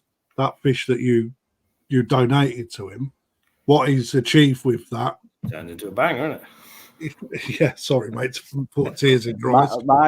My Sankey that I got from Rick for my 40th, that's flying. It really is. It's doing amazing. But it's one of those things, isn't it? There's no way. There's certain breeders are better than others, or use better, but their fish might not perform in other people's ponds in the same way. You know, and that's just sort of kind of how it is, isn't it? So I think that's a big thing that as well, because I look at like some Dainichi kahakus in other people's ponds, and I look and think they look amazing, but yet I got 2 kahakus at the same time, roughly the same size, and the Momotaro from Crafty has got double the body. It looks amazing. The Benny plate's amazing on it. When this other one, the Dainichi one, which is sated, it just doesn't look as good, Benny. The body's nowhere near as good. But it can all be down to that one is maybe suited better to the hard water that we are. Also, the difference with individual fish as well. So even from a spawning, you might have got a much better individual from the Momotaro one than you did from the Dainichi ones or whatever. I had good mentorship that day from the pair of you. But at the end of the day, that's little tiny things when you're buying Tozai make a huge difference. You know, you might look at a fish and go, yeah, that's quite nice. And so you might look at another fish, it might be a 1% better if someone can show you that 1%. But that 1% might become 10%, 50%. It magnifies, you know, head shape. There's so many little things. I think another thing as well is when you've got the amount of kahakus that was in a bowl compared to when I picked the Dainichi one out, there was 4 in a bowl. So if the dealer and then the dealer of them have picked them out of a pond of 200 and they've been last pick, that's the last 4. That's the skinniest ones that have come over here that we probably don't know about. When you've got a massive, what was there, like 300 of them, Crafty, them Momotaro, there was a 270. You got 270 come over. Anyone can put their head in and see one that's... Sorry, 170. 100, I bought half a unpicked pond, 170, yeah. So you can tell straight away if there's a runt of a litter, can't you? Straight away, if there's one that's undersized compared to everyone else. You know, everyone's there looking. You can see. You can also see ones that are a lot bigger. But I haven't seen a bad one. I don't think the terminology runt of the litter is the right terminology, because when it's like in your pond, you will always have a fish that is greedier than the others, and when you've got 170 fish over a couple of ponds, there will always be that one fish that doesn't get as much food as the other. Right. So when you take it out of that environment and then put it into a less competitive environment, they then start to get more nutrition, more food, more growth. Then it don't take them long to start actually pushing. If you get fish in tozai that tend not to really push, like excel, i.e. be shooters, you may find that it's best to actually not try and grow them on and then wait, because they will spring into puberty at some time, and you may find actually that starts coming like year 2 or 3, everyone I think have these illusions that because fish are achievable of a meter plus in Japan, that they're going to get the biggest, strongest fish in their pond, and if I'm honest, few and far between will be able to achieve that. Yeah, but that's the point, though. If you breed, if we breed from a couple of jumbo parent fish, a small percent of the offspring will potentially have the bone structure and the capability to becoming the same size as the parents. Only a small percentage. That's and the right. rest back from there. Then some fish have the attitude, they have a willingness, a desire to feed, to be the ones that push on. Yeah. And then some might have the patterns and the quality. So realistically, even from a top quality jumbo parent set, you might have 1% of the offspring that have got the body, bone structure, capabilities and qualities that you want to be grown to that kind of size. The rest will fall back from there to varying degrees anyway. But then you have that issue in the pond where that fish gets slightly bigger than the rest, and it's like, are you putting more fish in? Are you putting enough feed in to get the maximum potential? And then it comes down on your budget, whether you can actually afford to feed that fish that's getting bigger in order to get it to its full potential. There's just so much involved in getting fish to a big mass, like not slender but bodied with full mass at 80, 90 cm, that I would class as a proper koi. Not many people can achieve that. Even if you do get that 1%, Rick, not many people will still achieve it because they don't. If we produce those few fish that are in that right ballpark, they've then got to go to so basically none of our customers have got the heater ponds feeding the right food in the right regime, so they're never ever getting there anyway. So yes, the 1 in 100 of our customers that have got the right place have got to buy the 1% of the fish from the best parent set. It doesn't really. It's like a lottery. It's like you've got to have an element of luck in your selection. But because when you're buying, like Aaron said, when you're buying the same time, he's saying, I'm going to go to this dealer and buy these Doitsu Kahaku, and like they've been through. So obviously, when someone comes in the shop, wants a fish, you put 4 in a bowl, and you can pick the best one of those 4 for the customer. But the next customer comes in, those 3 fish have to go back in a bowl with some whatever. But the next best one. So by the time Aaron's gone to a shop to buy the best 4, look at those 4 Doitsu ones. They've done that process from Doitsu to the wholesaler to wherever they've gone to X amount of customers. So you're looking at basically the 4 best from the scraps.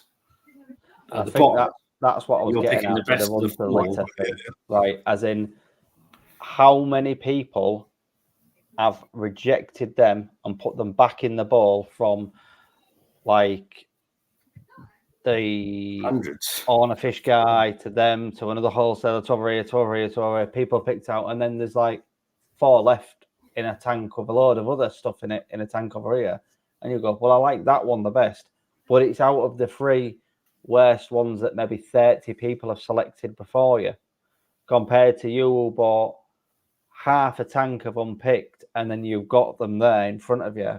And but that's also not the case as well, because what you like may not be what I like, and we're all looking at different qualities as well. So it just puts another another rung in the bow, which makes so many different variations of when you get down to the like last pickings. Now look at Mike Gould that You know, he actually picked a fish that nobody picked because it showed a little bit of damage on it, right? And actually, it turned out to be an absolute weapon, you know, in his pond. You know, what you would have achieved and what I would have achieved would have been worlds apart as well, you know. But the flip side then, Aaron, if you want to go out to Doitsu and go through their pond and pick their best tozai, you're paying 20 grand, 30 grand, whatever. Yes. But I'll tell you what, if you want to go to Doitsu and actually get access to their tozai, good luck. But that's the thing. So you're only going to get a choice of batch, whatever. You can only go on your guidelines of the basic, the bone structure, the inherent qualities. So if you're buying fish from Doitsu, even if you're buying one of their worst fish that they've let go, there's a good chance it will still be a lot better than a lot of other breeders' fish anyway, because they're coming from a certain level of parent stock. But it's still got to have the right attributes, you know. And it is yeah. I think koi, the more you learn about koi, the more you understand about the bone structure, the body type, the qualities, the harder it gets to buy fish in your budget, unless you're, because they become out your budget, don't they? Because as soon as you know what you're looking for, those fish just get dearer and dearer and dearer and dearer. And that really ties into what Marek's saying there. That's why buying from Japanese koi auction is possibly the way to go. But even that is a gamble, because I've had fish from the Japanese koi auctions when they turn up are good, but then even they fall to bits a little bit later on. You know, it's like a couple of Doitsu fish that I bought turned up. You know, through the stress events of them coming from Japan to the shop, the colour started washing up.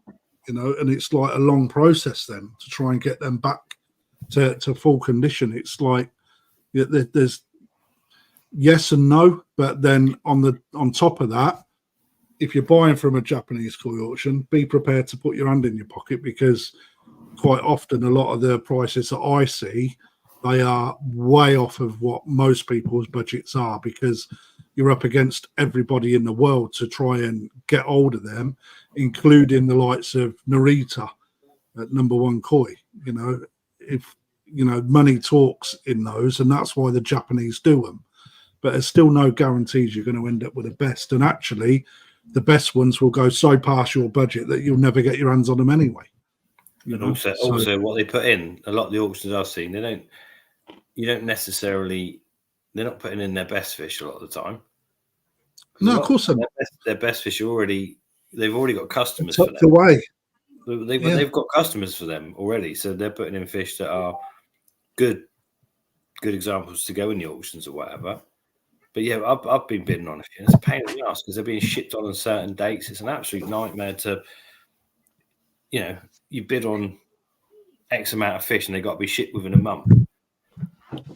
But then they've got to be coming in. It is a pain in the bum.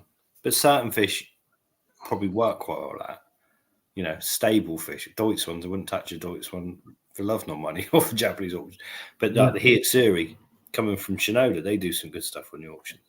Yes. So you know what you're getting. The Oyo Asagi and stuff, they do some. So you know exactly what you're getting, kind of thing. They're stable fish, but yeah, it's not for Joe Blogs. To go and look at real life fish in a bowl is better than trying to buy off a photo. Yeah, because you're evening your odds out as well. You know, it's like, you know, if you one thing when I was out there, mate, it was a huge learning curve, and just seeing, like, you know, your selection never goes exactly how you want it when they've come back and they've started to develop over here. I've learned so much from what I selected in February to where they are now that I've, you know, made notes on what I need to be able to do next time I go out there. That's the learning curve that you find yourself on. But even when those fish are being put in and you're like a kid in a sweet shop, I'll have it. Right. And then you go back through again and then you start really knuckling down. You know, it's like, have I got enough fish to even put in a box? Yeah, but I've now got 3.5 boxes. I've now got to reject half a box. So you dig deeper and deeper. And on an auction, when you just got a 2D image that has been doctored a little bit and the colours are changed, you're not necessarily getting the fish that is on that screen. And even what I've seen in some of the bodies that are on the screen to what you get, there's a lot of mass loss by the time it gets into the UK. And if as a dealer you're buying those and you've lost that mass, you've then got to put them on the regime to put that mass back on. So it becomes more and more expensive. There's no what dealers are going to be able to buy a load of fish and build the mass while quarantining for 4 to 6 weeks. They ain't. You just can't. You could no. That's what I'm getting at. It's just not a possibility, and it's certainly not a possibility that you could stock everything. I know this isn't what's being said, but it's definitely not something where you could actually stock your shop out on nothing but those auction fish. It's just an impossibility. Couldn't do it. No, I think, yeah, it is tricky. And at the end of the day, someone like yourself that's going to go out there, select fish, and I think that's the difference. Those people that go out and select fish for all their customers. So you go out there and you're not just going out there to buy the top end of this or the bottom end of that. You're going out there with something in mind. X amount of varieties, X amount of sizes. A budget. So you can get the best you can that suits your customer base for what they want. And something, that's a ball lake on its own, Rick. Mate, that's why you go to different breeders, isn't it? And you go to one place and they're like, yeah, you can get in this pond. You can't hand pick them, but you can buy 1,000 of these at whatever. Yeah. Okay, the general quality of them. That's no brainer. I can take them. That works. It's when you get the shopping list. I'm looking for X, Y, Z, right? Yeah, which is brilliant, right? Just finding the time to, outside of doing your normal business, right, where you're going to buy for the shop, then having that time to go and actually look, select, photograph, send it back to the UK with such a huge time difference to then wait for a response. Oh, can you do this? Can you do that? It becomes actually, in my opinion, impossible because people's expectations, what they want, they are that proper Gahaku. I want a 4-step Gahaku from Doitsu. It's got to be 45 centimetre knee side. I've got 500 quid. Yeah. Well, I can't even get. Even if you've got a good budget, the ones that you then pick up and say, yeah, it's like, well, I'm not quite sure about that. And it's like, at this point, you're asking a dealer if you can put that on hold while you await an answer. Not only that, but you've netted the fish, you've bowled it. The dealer's gone through that whole process, giving you his time, and then you say, no, I don't want it. It just gives bad relations as well. There's so much more to it. That's where you've got to almost go in and go, I can buy that, I can buy that, I can buy that, regardless if they're going to buy it. Yeah, that's good enough. And then offer it out. I'll take a box full, done. Because to try to do individual fish for people. I mean, I was quite lucky with 4 or 5 customers where they was like, banging, thank you very much, happy. But then, the people that are looking, really, they need to go out there and pick it themselves. That's what they need to do. Because the amount of time it takes you to do it is just impossible. Yeah, but that's the problem in itself, isn't it? Because you ain't going out there to spend 5 hours at one breeder's whilst they you can't do it. 2 fish. That's the issue. Well, you ain't got the time, number one, and number two, the time that you have got has got to be put into the business to make money, and provide the stock ready for the next season. It's hard work, man, and that's where people, when I went over, it was, oh, you're so lucky going to. I agree on, that is lucky, but I don't realise it's literally full on as soon as you get off the plane, as soon as you get off that train, right, and you get your room, you're in the car, you're at the fish house, like no sleep, you're literally straight out, and then off you go. Come back, then you start all your file transfers of what you've done. talking to the customers. You know, quite often Japan time, you finished at 2. You finished at 2 in the morning, and then you're up at 6. You're on 4 hours sleep. You know, as you're sort of getting up, everyone's going to bed. You know, it's just mental. But I think Top Chagger makes a good point there. The biggest market and sheer number of koi sold are your pond hobby grade koi. You know, and that's so true. But to an extent, that's what I'm here for. Yeah, but then on top of that, if you go into Japan, right, you don't just want to be selecting anything and do. You want to get the best quality koi you can for your money. You know, so that's where it comes in. So, you know, if believe you me, mate, there's a lot of shit in Japan, a fucking huge amount of shit. You know, not all of them come out pristine. It's just impossible. The numbers are a few and far between. So when you start picking, that price goes up 8-fold. As soon as you pick out of a pond, what would cost us X then turns into Y. You know, if you get a console box in, you'll be lucky to get 5 or 6, 7 fish in there that are excellent. The rest are what you put in there, pond hobby fish, and that's what you've then got to try and sell. So you have to differentiate between this to this, and if you've got the facility and the money to back you, you take that section out and you try and raise your standards. You know, that's where I found it, but I'll be changing my buying strategy next time I go up there. You know, but that's the whole point, and it's the learning curve. So you need to go out and you go, well, yeah. So you go to one deal and you go, well, I'll take the pondful, I'll take them, whatever. You know, but you go to other places and you pick and choose because if it's a decent fish, it needs to be a decent fish if you're paying for it.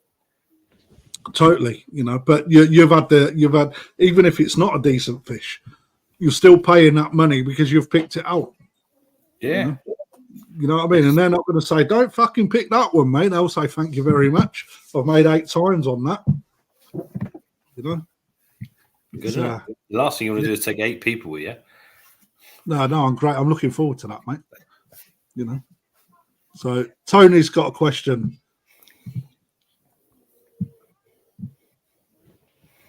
Gumtree, Facebook, any of that. Facebook's the one, mate. Look for koi fish rehoming on the search bar. There'll be loads of sites pop up. Also, Passion for Koi website page. There is an Instagram group called Fish Rehoming. You apply to join that through not Insta, what's it called? Telegram, right? And there's loads of fish go on there. So let's have a look. I'll start some off. Here's one for you, Rick. Are you sponsored for food like McDonald's? Fernandinho's down the road, mate. Your 99 pizza that crunches. Fucking wish we were, mate. Jesus. Yeah. Jeff, no. I'll tell you now, mate. Nobody is sponsored for food. Absolutely nobody, mate. It's such a huge expense. What it is for me with Mount fucking ponds off. It is insane. Yeah. So basically, everything we do is pretty much copping and stuff, but from certain. They do such a certain stuff we use, certain stuff we don't from them. But yeah, it's because it's the right food's affordable, and it's all right, but it ain't the best food.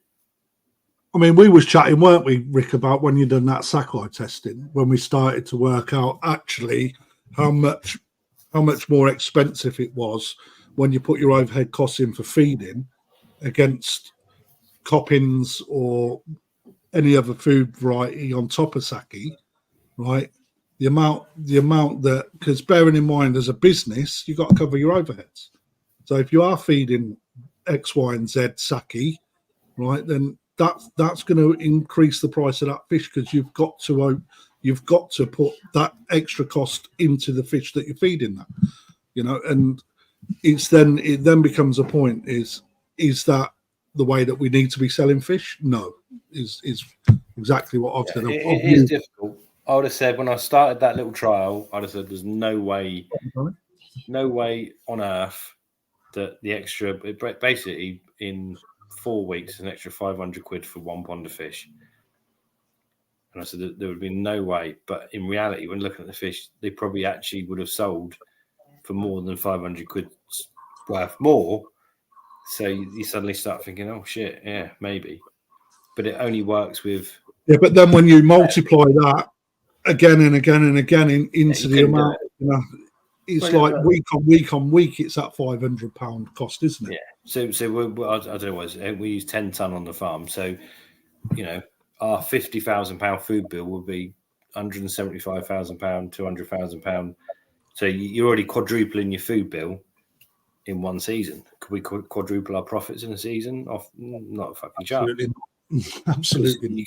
It only works with the higher end fish. If you make a good fish better, you can get more money for it. But a crap fish is still pretty much a crap fish. So it's still you're going nowhere. So there is scope for it. We are trialing a few more foods at the minute, and we will continue.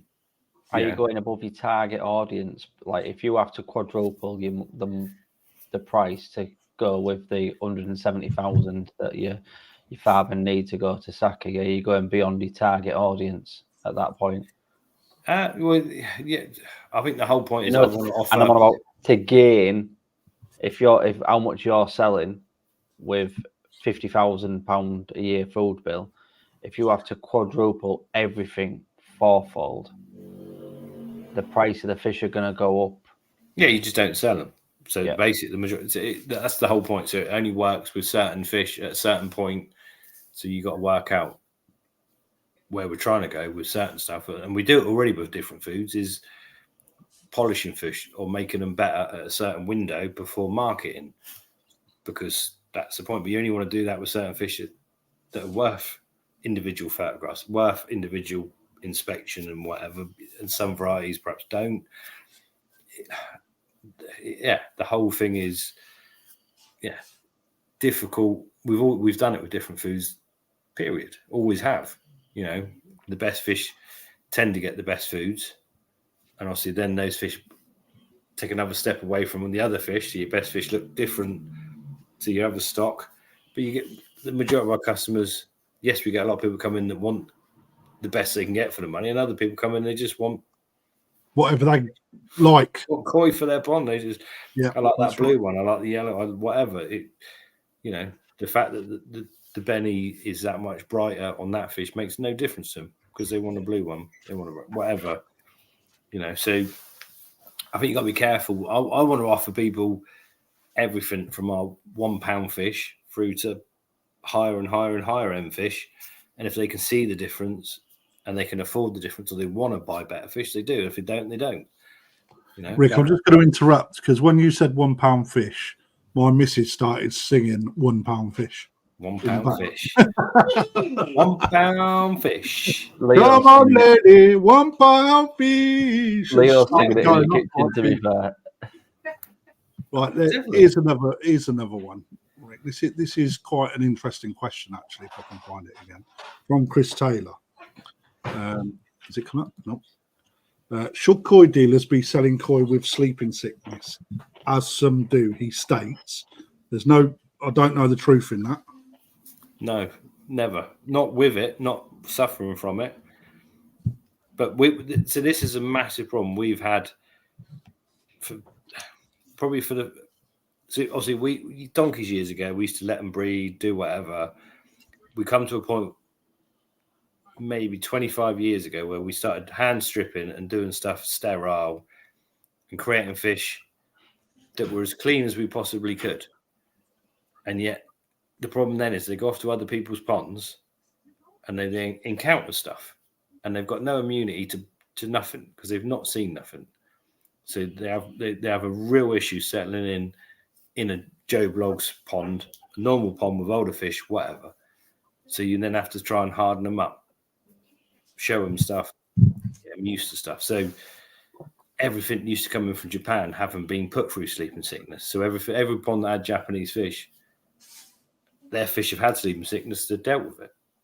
But our fish then go in there, never having seen it, pick it up from those, and our fish next thing are all sparked out on the bottom like they've been shot. So this all boils back down to being a reputable koi dealer, and those koi dealers having the standards for when they're going through a quarantine season or session, that they have the knowledge and know-how of what it is that they're trying to do. That I know there would be potentially people that, you know, start to trade, because there's a lot of people trade from their back gardens, you know, that would get fish in and then become a dealer that won't know about, you know, putting trigger fish into to try and actually push a sleeping sickness onto them if they've got it, for example, you know. And that was something that I learned when I come into the trade myself. I didn't know that happened.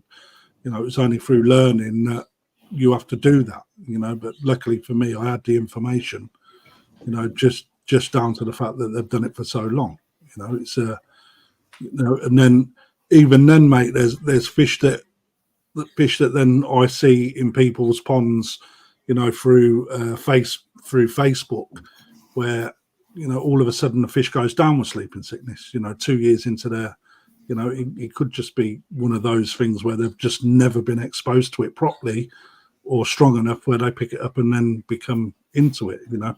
I don't know if people are selling fish with sleeping sickness while they're under it, then you shouldn't be buying from them. You know, it's quite simple. It's easy to spot. So if you go back a bit, when I worked out in Israel years ago, the fish used to come in out the mud ponds at 30 degrees, drop into borehole water, be starved and shipped to the UK, and used to go around. Obviously, I was in Israel, but I've been in England seeing those fish in dealers' places, and you go in and there'd be like 30 fish stacked up on the bottom, all suffering with sleeping sickness, all absolutely. And yeah, people go around, kick the tank or whatever, catch the fish up, bag them up, send it, oh, they're all right, look, they're swimming. And so things have moved on. But yeah, if you go to a dealer's now and there's fish suffering with any illness, so sleeping sickness is no different to suffering with a parasite problem or a bacterial problem. You're not going to buy a fish covered in ulcers, are you? You're not going to buy a fish. If you walk in there and the fish is sparked out or they look pink or they're not happy, don't touch them. They shouldn't be available for sale. And that's the bottom line. It's, you know, this is what I try and tell people in the store. It's like, you've got one pond and you've got parasites. We've got 54 ponds. It's just, you know, actually our ponds are probably more stressed than yours, right? We do get parasites. And if dealers out there say they don't have issues, they're fucking liars, right? Because it's impossible not to have issues. It's how you manage the issues that counts, you know. And that's where, you know, that's where the pet shop licensing comes in, you know. In my opinion, it shows, as long as you're adhering to the policies that are put in place, right, you know, and your dealers, whoever they are transparent, a reputable koi dealer will never knowingly sell you a fish that's got a problem. Never, you know, because it's not good for business, number one. You know, look at how things go. You know, if I sold a fish that died, and, you know, straight away it becomes, well, crap, you sold us a fish that died, and then it all goes over, you know, Facebook, Messenger, blah, blah, blah, just like a fucking wildfire. All of a sudden, my shop is then full of shit, and it's actually not the fucking case. You know, it's like, we'd never knowingly let fish go out that has a problem, and it'd be the same for any reputable dealer. You know, but that's how good the hobby's moved on, and that's where social media's helped, isn't it? Yes, because I've been in the industry since I was a kid, mate, and I've seen some shit, some horrible shit. You know, dealers having issues, will sell that lot off quick because we know they're going down and get shot. You know, I'd shit myself, mate. Mate, literally, I would never lower myself down. That's the problem. Back in those days, there was no comeback. I've been seeing fish landed at Heathrow, given off to customers at services, whatever. Off you, Todd. Straight out the trailer. Yeah. Off you crack, you know, and they'd even go to shows and stuff, literally a week after being dropped off from the airport, off to the show. You know, that's where I think the hobby in the industry has improved massively, because at the end of the day, quarantine wasn't even a thing 30 years ago. And working out in Israel and seeing how they produce, and to be fair, they had the perfect environment, they had a perfect setup, but that whole, you know, they'd literally harvest ponds at 30 degrees. Those fish have been there for 18 months. They're like 24-inch fish growing like crazy. dropped into borehole water, starved so they could go in a box and survive to the customer, to the shop, whatever. And then that people expecting those fish to be happy suddenly in English water at 7 degrees for the next 6 months, meeting however many. It was just insane. It was crazy, but that's how the industry worked. They were cheap. Oh, well, we could ship this lot in. They're only 20 quid each. We sell these for 400 quid each if they survive. If they don't, we'll give them another one. It's only 20 quid. That's how it was. But then the controls have also come from the other end as well, haven't they? Well, so I think it comes from everyone. Social media. So at the end of the day, now, if anyone sells a fish that causes problems with a bacterial problem, everyone on social media pretty much will be like, got this from there, got that from there. This is a problem. It should be accountable from both ends. But as a dealer, if you're not happy with those fish in that pond, you don't sell them. Yeah, no, definitely. That's how it should be. And that's probably how it is now, because everyone's scared of the repercussions. 20 years ago, we probably weren't scared of the repercussions. Word spreads too quick now. Social media, it can go viral. You've got the flip side of that is also we've been blackmailed or attempted blackmail before. You sold me a fish. I've got a problem. I'm going to tell everyone your fish is shit unless you do this. And you're suddenly like, well, I know there was no issue with that fish. I'm not saying that any livestock can have problems when it goes to a new place. So you try and work with the customer as to what's occurred, why there's a problem, blah, blah, blah. But you also get those people that, oh, yeah, I'm going to tell everyone on Facebook, I'm going to tell everyone on YouTube, So you get that also. And then you speak to someone else and find out they've done it elsewhere. So it's both ways, isn't it? Yeah, totally. I think those people that cause problems on social media get pulled up for it as quick as bad dealers would. It can be that way as well, and that it's to go back to the original question is that they should not be selling koi with sleeping sickness knowingly, or any other. But it's an illness, isn't it? So if they've got any white spot covered in fluid, whatever it is, nothing, they shouldn't be going out. But the millions of fish we sell, we'd have sold fish that have got Costa at low levels. We've checked, not found it. They're happy. They go in a box, 24 hours, get stressed, go to another pond. Suddenly, they've got an issue. There it is. Yeah. But phone call, deal with it. It's one of those things. Unfortunate, but it's livestock. White spot's probably one of the more, don't see it so much these days, but yeah, that can pop out from a bunch of healthy fish and piss them off enough, and suddenly there's issues. It happens. And it's easily missed as well. Nasty. It's an easily missed parasite as well until it's too late. Yeah, it can cause real problems. But yeah, I think every dealer knows their fish. They know their stock. They watch their stock every day. You know if that pond's good or not. Yeah, it's the same as you do in your garden pond, isn't it? It's like when your fish are looking good. Like I mean, you'll be the same. You can walk past a pond of fish in the shop and go, just subconsciously as you're walking, stop and hang a fucking minute, what's wrong with these? Double check. Yeah, it's just instinctive, to be perfectly honest. But you need another beer, apparently. I do, mate. That was it.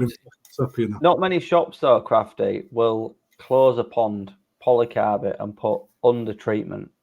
Like what they should do for the pet shop license. You're supposed to be fair. Yeah. I've only ever seen it at 2 shops, and I've been around a lot of shops. Yeah, we certainly do, mate. I mean,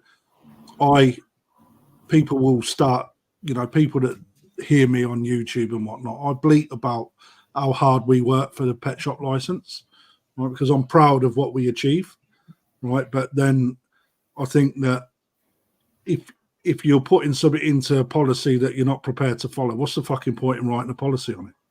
And it's about adhering to the standards.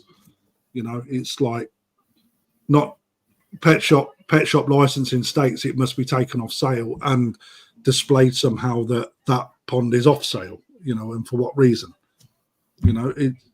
Don't it only takes a counsellor to walk around your establishment, right?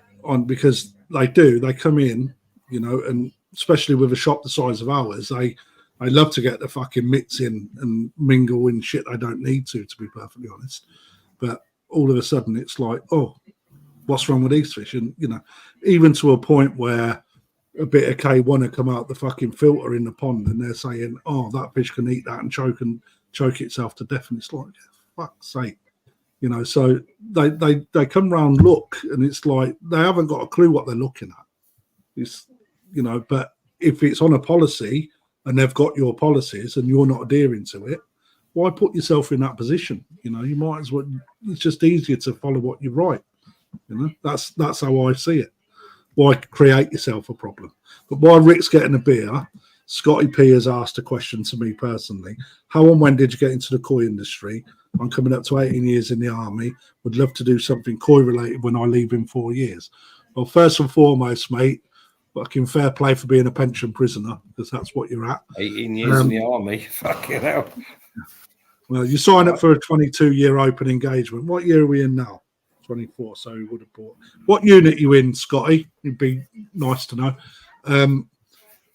So what, 18 years? What's that? You two want a beer while I'm up? Going to the yeah, I'll have two, mate. Stack them.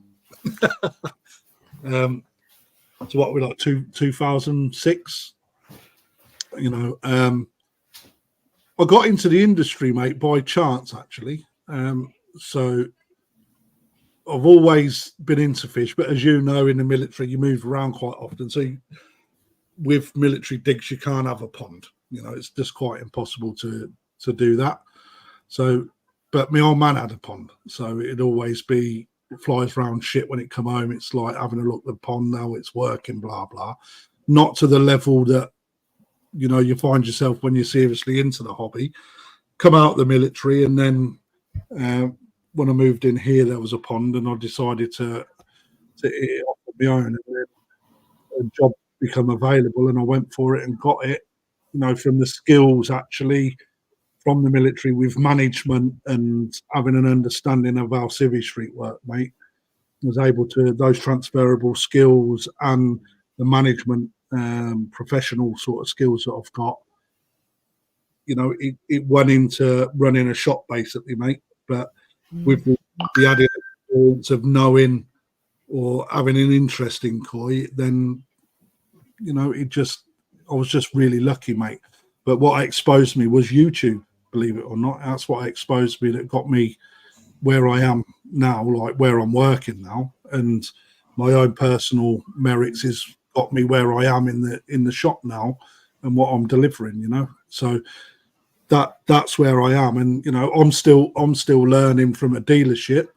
And one word of advice I would do is, if you do get into it, mate, choose wisely who you keep within your circle for advice, because there is a huge amount of shit out there, mate, to be perfectly honest. And if you stick to certain individuals that you get on well with, like that you can relate to, that it's the same for any hobbyist. You put yourself in that position where, if you're unsure, you then seek the advice. You only go into those people that are worthy of the advice. Because if I'm honest, if you stick around some of the people on YouTube, as much as they do what they do, they don't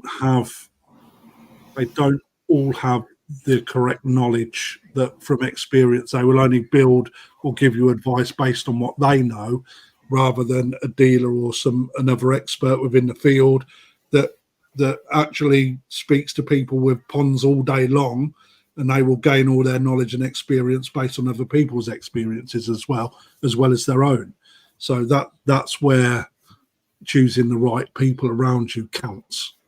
So, not taking anything away from people on YouTube, but, I'm being perfectly honest with that. It's what they do. It's not always correct, and I come from the YouTube community. So, I never ever deal with the same people on YouTube though. Generally just have one pond. You've got 52 ponds. You're going to see every issue 52 times. Yeah, but then on top of that, mate, I've got 300 customers that come in, and those people are all having issues, and then when you get success, you know what's worked for them as well. So not just what we experience, but what our customers experience, because they come back to you when it's brilliant, it's great.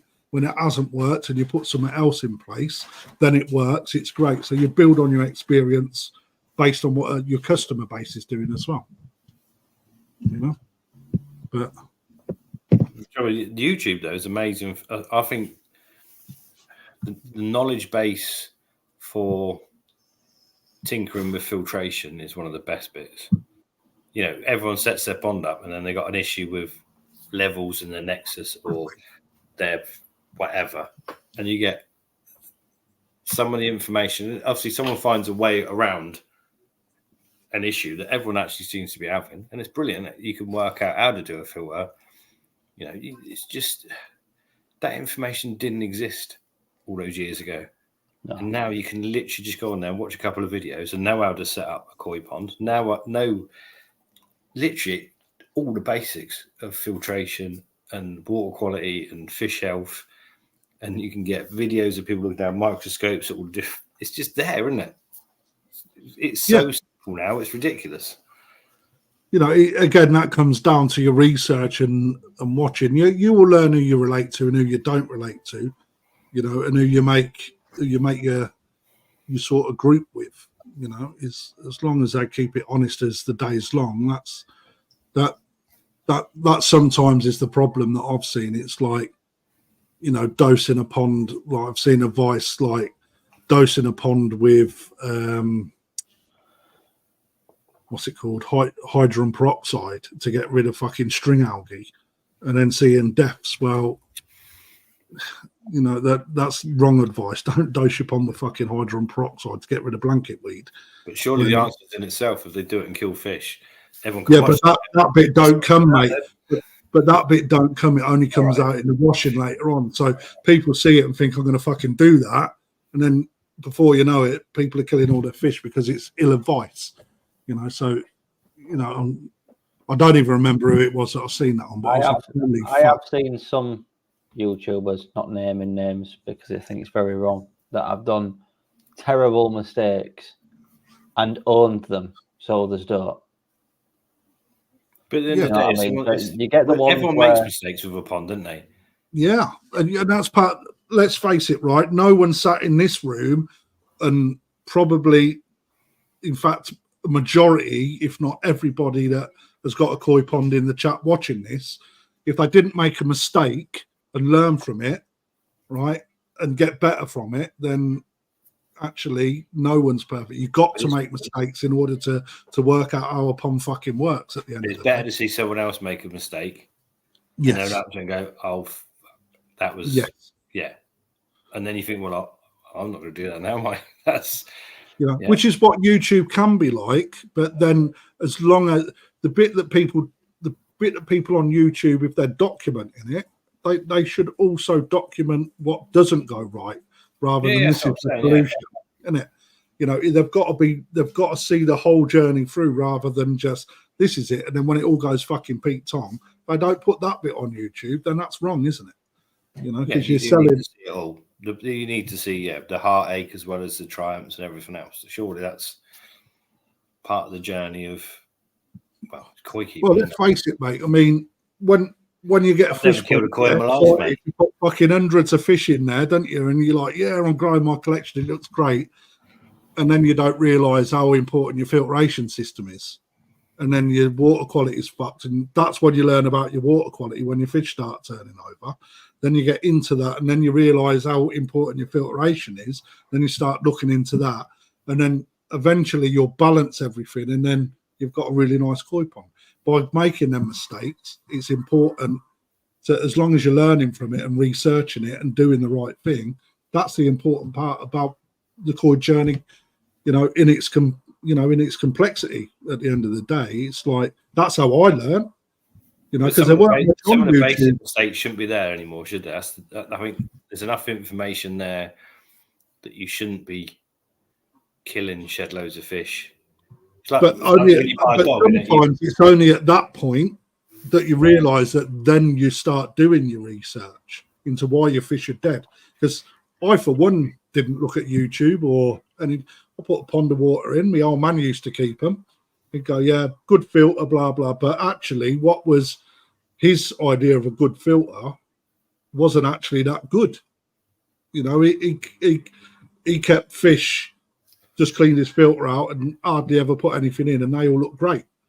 Right? And then when you start going down that road, only when I started killing fish did I realise there's a little bit more to this. Then I started doing my research. At that point, if you're not taking on board what other people's failings are, then actually, you know, I'm going to bite my tongue because I could take them really bad.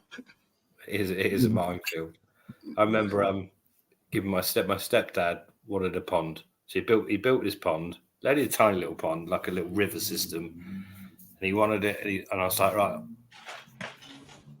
I'm going to put some koi in there, just because I'm going to put some koi in there. I've got koi, got to have some koi in there, so I put some koi in there. Set them, it's massive the pump and the filtration for it was massive, and I'm like, sorted, got it all running, put these fish there, they're flying, everyone's really happy. And then it was about 10 weeks later, he's one of the fish is dying. I don't seem right. So I was like, water looks good, everything seems fine, it's flying around, scratching me head, I don't know what's the matter. And then it only come to light that the box, it was a massive one of those boxes with loads of foam filters in it, you know, like the Oazi ones, all the different, because they were getting dirty. He was throwing them away and buying new ones. Oh my God. That's expensive. Because he didn't want to come back to me. He's like, oh, you set it all up. I don't want to pest you anymore. And he was throwing away literally all the guts of the filter and replacing them with these brand new filter foam. Because he's like, well, they're filter foams. And he didn't, at no point did he realize all the bacteria was what was important. He was literally every 3 or 4 weeks when they were getting a nice colony going and telling they're dirty. He's taking himself back to square one again. The amount of problems just caused from that on its own is fucked up, isn't it? And he's cost him probably 300 quid in fucking foams to cause himself no end of problem. And it was one of those, it's just mad that I didn't even twig. I just one of those, you just presume sort of people perhaps know, and then he never asked me, and I'm thinking, what can be wrong? It can't be wrong. But yeah, someone does something that, yeah, people that turn off all their electrical equipment at night. We've had that so many times. Yeah, we still get that now. Switch it off at night. I still get that now, Rick. So some of the people, I don't run my filter at night. Why? It's like, I turn my air off at night. What? It's like, too noisy. The neighbours don't like. So fuck me. It's like, take it off that rattly shelf, mate. You know, keep it on. Suspend it. Do something, but keep it on. You know, I mean, I had a real mental story. So my dad died 20 years ago, right? And his partner kept the koi pond in his garden. And over the years of being in the army, you know, I didn't go back as much as I should have. But then she suffered with multiple sclerosis and died as well. And that was probably eight years later. So I learnt from that point that she still had Dad's koi pond. And here's one for you, mate. You won't believe what I'm about to tell you. So her sister, because she knew how much them koi meant to my dad and his partner, she got hold of somebody at a koi shop in a garden centre, and they come and took all of the koi out of the pond and then took them to their establishment. So I learned that this had happened. So I went on the hunt because I got a koi pond in my garden, and I would have loved to have had one of my dad's koi, right? So anyway, I flagged down this guy. He was ex-military, lost both his legs in a bomb explosion. You know, respect to him. And they'd gone from the shop into his own pond, and he actually reached out to me, and I travelled to where his pond was, took that fish back, put it in my pond, and at that point, mate, I had huge problems because that fish was like 20, 25 years old. The the moving that it had done had caused so much stress that then my fish started flashing, turning over, and I was like, what the fuck, am I electrocuting me fish or what? And I lost probably 60% of the stock. And it all, you know, when you look back, it all stems from taking this age-old fish that had sentimental value and putting it into my pond, and the amount of danger that I put in. That's when I really started to look into why it had happened and learned so much through research. You know, it's like, you know, the amount of issues that I see people even now doing that, where they go from one pond to another, one dealer, another dealer, throw them all in. It's just a concoction of shit that's waiting to happen. You know, but sometimes you've got to do it to experience it, and it starts off crap, doesn't it? You know? Yeah, but it's one of them. We get loads of it where people, my neighbour was closing his pond down. Someone offered me these fish or whatever, and it does cause a problem. And 9 times out of 10, luckily, it's normally a parasite problem. Whatever those fish have got in that pond, they're happy with, they're fine, they move them, causes a problem. But yeah, occasionally it's a nasty problem, and it's difficult, isn't it? Because one of the best joys of the koi hobby is buying fish, isn't it? It's the best part. It's literally, even myself, I'm a nightmare for it. It's biosecure. We've got to be on the farm as we've got to be. I love buying koi. I love looking at koi. I love buying, and for me, it's buying them to grow for a bit, maybe potentially to breed from, to see all the rest of it. But it's still that inherent. You look at them, and you get a feeling for fish. I love that. I'm going to buy that one. But it's the way, innit? It's like most people that keep fish, they're attracted to them like flies to shit, aren't they? As soon as they see a fish in a fucking river, you know, what are you doing? I'm looking for a fish. On holiday, I'm hanging over, but every bit of water. Yeah, it's the same. You know. But, yeah, so luckily I've got enough. I still buy fish, but luckily I've got enough place I can quarantine. I can separate them. But yeah, it's one of those dangerous things. Isn't it? That is the most dangerous thing, isn't it? You know, purchasing fish from not an unknown source, but that spontaneous buy, be it a show, be it someone offering you something, be it wherever you go, presents. And we get quite a lot of, and it's hard to stop. So we get quite a lot of people come to us for Father's Day, for presents, for birthdays. Oh, my dad keeps fish, my granddad keeps fish. I want to buy a fish for his pond. And it's really difficult. It's like, are you sure he's going to be happy with you buying a fish? Yep. For his pond? Yeah. Because my boy was guilty of that, because when he joined the army, it was like, oh, I've got a little bit of money. It's like, oh, come home, Dad. I bought you some fish. Thanks, mate. Fuck shit, not putting them in my pond. You know, one of them has still got the biggest saggy he bought for me as a present, but then he bought some stuff that, you know, from a reputable koi dealer. I'll give him his dues. You know, it's like, oh mate, I don't want any fish. Like, oh, but I bought them. It's like, what can you fucking do? You got to put them in your pond, don't you? Right, I know. That's our issue. So I try and be very clear. What I try and do is steer them to a gift voucher to give to the person to then make their own choice. Because it's not just only about quality, is it? It's about, you know, they might have a pond of top end jackfish, and their grandkids come and buy what they think's a nice fish from us for 20 quid. And it's not, it's difficult. So yeah, we can't stop people. You can't stop them, can you? But you can't, mate. You know, as much as you want to. You know, at the end of the day, if they're happy with it, what can you do? You know, say no, but their old man may be happy with it, or their granddad may be happy with it. Yeah. You know, it depends where they are in the hobby, I think. But it is tricky. EOD operator, RLC Ammo Tech. I'm lucky to have a pond at home and be able to look after them. You know, and that's the difference with the military now to when I was in. So you may have found yourself at Defence School of Transport, DST, in Beverley or Leconfield. I was actually there for 2 years as an instructor. So, you know, maybe. Yeah, let me know.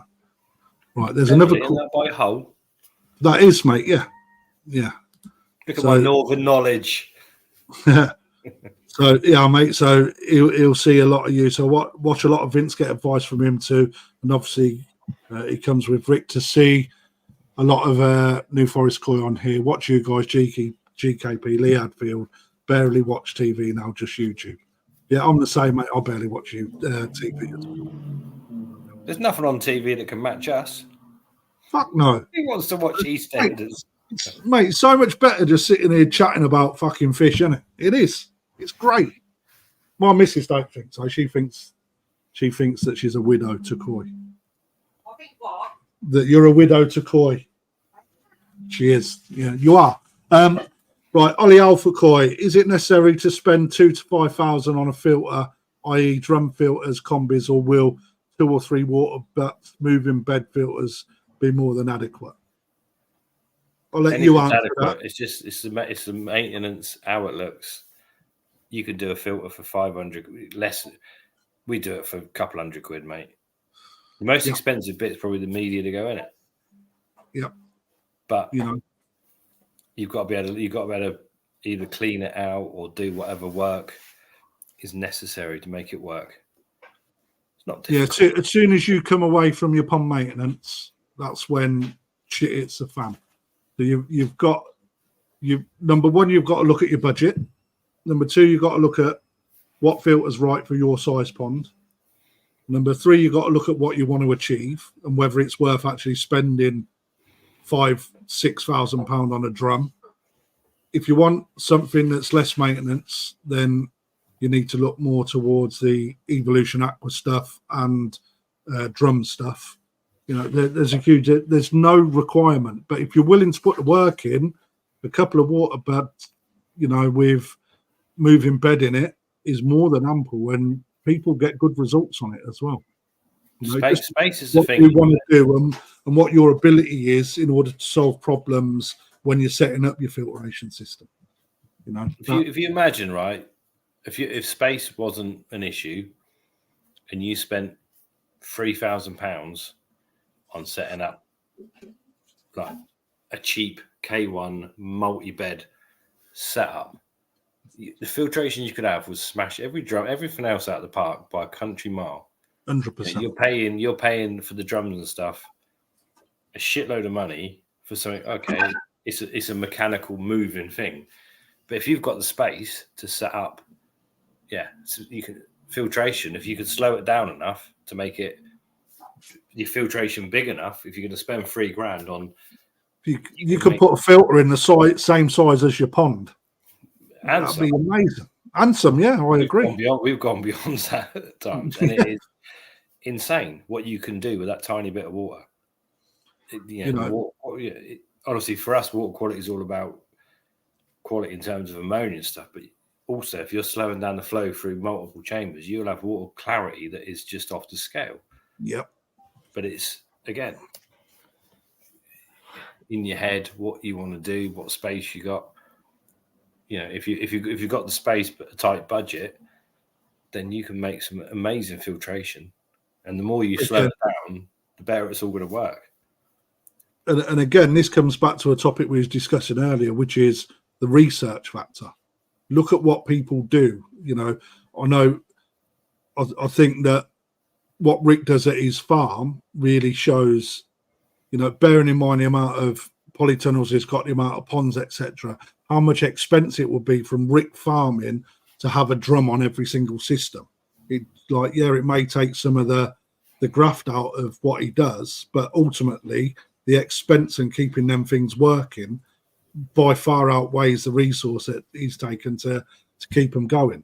You know, however, when you look inside a shop must use the equipment that it sells, you know, because, you know, if you went into our shop and it had just a stack of fucking, I don't know, milk crates with meter in it, that would be perfectly fine and probably do a better job than some of the filters that we do for the amount of like stocking density that we have.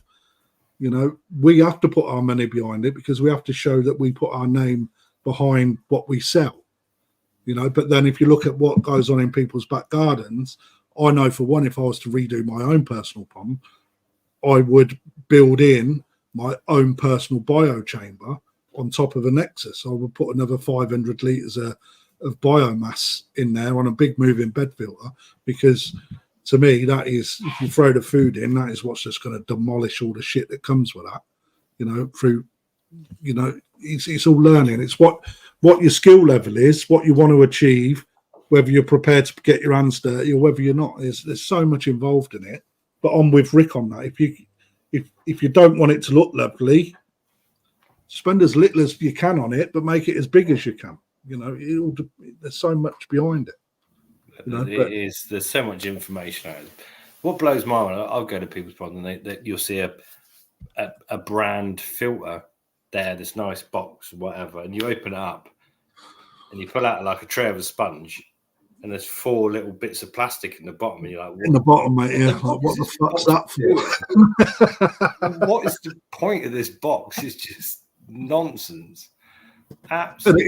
It is a nonsense. We're about to showcase a new filter, rolling filter from Oase, which is actually quite brilliant. Is that the one with the floss in it? Yes. Yeah. Didn't they have that at the National? I don't know, mate. I didn't have a look at their store. Yeah, I'm pretty certain. They probably did. I'm pretty certain they did. A lot of thought gone into that. And I'll say that talking to their rep is their rep. So it's always going to be the best thing since sliced bread. But I'll be the judge of that, because on their yard pond, i.e. the outside pond that we've got, the big long one, that's actually filling tonight. So we're filling that up. We've done all the refurb on it. That's filling up with water, ready to get all of the refurb that we've done in. But we're putting on that filtration system. And if I'm honest, the boss was like, "Yeah, we'll have it. We get it. We get it at a reduced rate because we're obviously selling it, but we still have to pay fucking good money for it. In honesty, and it looks really interesting. I'm really looking forward to showcasing that, because not only is there a filter floss that wraps around like a drum inside, they've got big K media in there, 150 litres of K media, big long tubular K filters. Underneath that, in another chamber, that filtration system's a wiggly, right? They've got that in another bed as well. So the idea behind it is when the float switch hits and it turns the floss, it will then on the K media that's inside that drum, it turns it over, knocks all the bacteria off that. As it flows through, it then recolonizes within that wiggly sort of media that they've got in there. It sounds like one of these science projects. Mate, honest to God, but he then showed me some results of a pond that it's on, and it's supposed to filter down to 4 micron, right? So it was showing how much filter floss it was using on a daily basis. So as the season got underway, it was using like 1 meter a day, and then when there was an algae bloom, it went to 16 meters in one day. So I'm going to be really interested to see what it actually achieves, because it's pump fed as well, and you have to whack through 25,000 litres an hour from it. So it's going to be quite interesting to see what it achieves. Again, that's on the market. Floss, you're dumping the filter floss somewhere between 1 and 16 meters a day. It's like a thin, mate, carpet roll, isn't it? Yeah, but 16 meters sounds like a lot, but in the scheme of things, it's like soft, long, very, very strong, a big fuck off hundredths inside a drum. Them drums are not very that filter floss to replace is actually not that expensive. It just depends how much it works, and I want to see the results I get before I actually, if I put my name behind it to sell it. Do you know how tight I am? I'll be taking that filter floss and putting it back in the filter because it's got. Mate, I said exactly the same today in the shop when we was looking at it. I was like, "Fuck, buying a new one. We'll roll that out and fucking clean it off, roll it back up, and put it back in. Save us a few quid." That was exactly when the guy was telling me how it works, and I was like, "So how often do you have to replace that roller? And how much is it?" And that figure of how much it was, they weren't telling me whether it wasn't released or whether it went out. the first thing I wanted to know is how much is one of them and how often do you have to change it? But That's they're the that thing, new innit? on the market, Aaron, that actually they have, and because every pond's different, there's no real, you can only work on an average in that aspect, but they're that new on the market, they won't have that data to be able to give you an honest answer, mate. Got to be cheaper than my stepdad replacing all the sponges in his fucking box. This is that- Oh, mate, that's 4 fucking micron though, down to 4 micron. Pond will be like glass. No, yeah. Sounds too good to be true. There you go, Marcus. So just took the Draco drum off my Nexus 320 and foam back to standard. I think the water is clearer. Clearer, yeah. But my question would be is how well does your water hold up in comparison? That's where I go. We haven't got a clear pond on the farm, mate. Water clarity's not our forte. So we had a question, or Gaz had a question last week. Hi guys, you replied last week on a problem I have with my chag spitting food. I've done skill scrapes inside and out, and as suggested, but it's clear now she's not eating at all. I would suggest on that basis there's an underlying problem there, mate, i.e. health issue that probably you can't do anything about. It's probably a tumour or something internal. It's just, No, it's about eliminating the problems and then working backwards from that. And if it's all coming back to there's nothing, then it will be an internal underlying problem that you've got no control over. If all the other fish in the pond are all right, so the waters are right, the food's are right, it's not a parasite problem. It's just that one fish. There you go. There goes my feed. 10 o'clock. Well, not my feed. To be honest, I'd take it out and anaesthetize it and have a proper good look down its throat and have a feel. But yeah, doesn't sound great. Yeah. The type of food you're feeding is definitely going to choose. Is definitely going to do that. So, what's he putting in? Is he on colour? Yeah, well, it'll be growth, mate, probably. The problem is a lot of good foods do colour the water, don't they? There's good shit in them. It's good. It tends to. Yeah, I don't care, mate. To be perfectly honest, it's like I don't notice, mate. My ponds are so grim that you couldn't even notice. The hard thing is in the shop, mate, because people judge you on how clear your water is wrongly. It's like trying to keep everything fucking crystal clear. Right, Leo. In the arse. Night, Leo. He did come in and wave. I didn't know. I was reading the questions down the side. I have marked a few up. I'm just making sure I've gone through them. It is nice, though. Proper clear water. When you see sparklingly clear water. Sparkling water is fucking immense, mate. Especially if the fish are good as well. It just looks immense. My last pond, mate, my water was literally fucking crystal clear. Yeah, I've never seen crystal clear water. Mate, honest to God, you could see in the photos it sparkled, but I was well over filtered and it was running through nice and slow.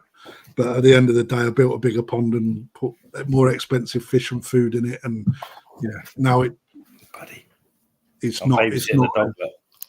Oh, buddy, say hello, mate. Buddy. Oh, yeah. My dog.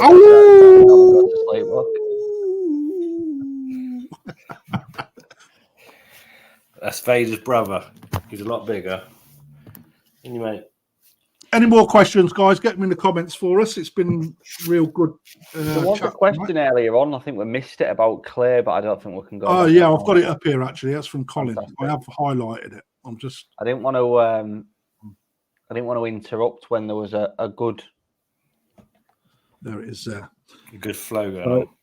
From Colin, Clay, what are the thoughts on on it does change water chemistry. Does it take change the water chemistry, and does it make it like Japanese water as some claim, or are they just used for clumping fines? So, right, there's no, huge, no, and no. yeah, there's a huge amount. They are good for clumping fines. They don't change the water chemistry. I claim my personal pond once a week, once a fortnight, depending on how busy I am. Does it make a difference? Yes, it really does. It does clean my water up a treat, and the fish actually look better for it when I didn't do it in the past. There's such huge price swings on what's available in the market that the Bacto Plus stuff that a lot of people rate, and I'm not knocking them. It's supposed to be good for Sumi development in a fish.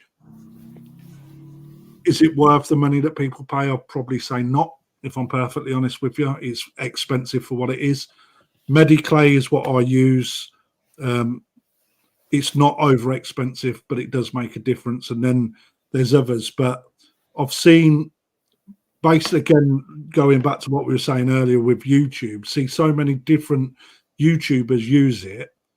It's like sometimes it takes fucking 3 days for it to get out of their system. Not me. It takes me 12 to 14 hours. I generally put it in an evening, and then by the time I get home from work the next day, a majority of it's got out of the system. Can still see a little bit of murkiness in the water, but the water then does sparkle after I've put it back in. You can see that happens. My fish, yeah, their skin looks better than what it is when I don't put it in.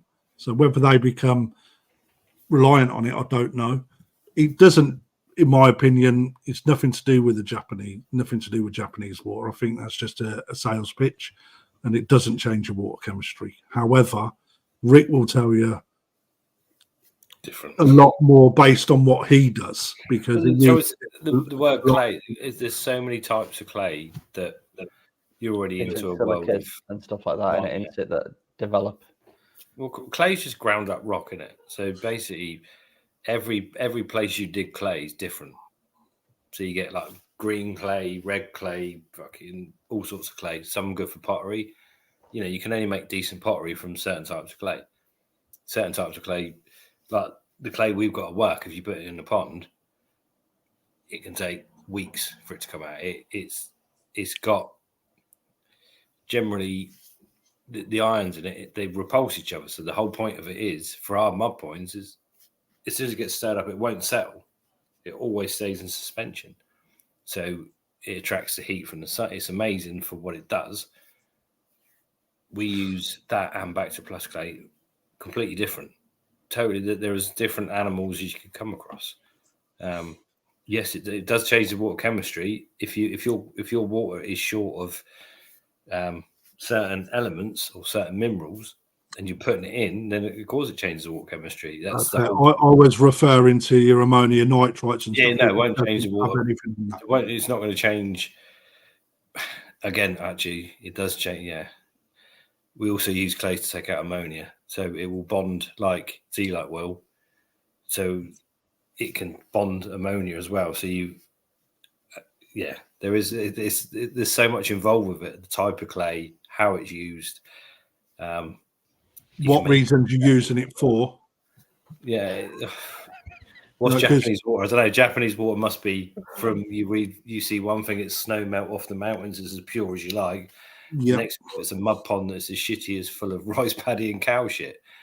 Yeah, but their mineral, the mineral you're putting in with the clay is the substitute to what the claim is, that the fresh water that he's supplying those mud ponds is what comes down through the natural rock formation and picks up that mineral as it goes, and then into the pond.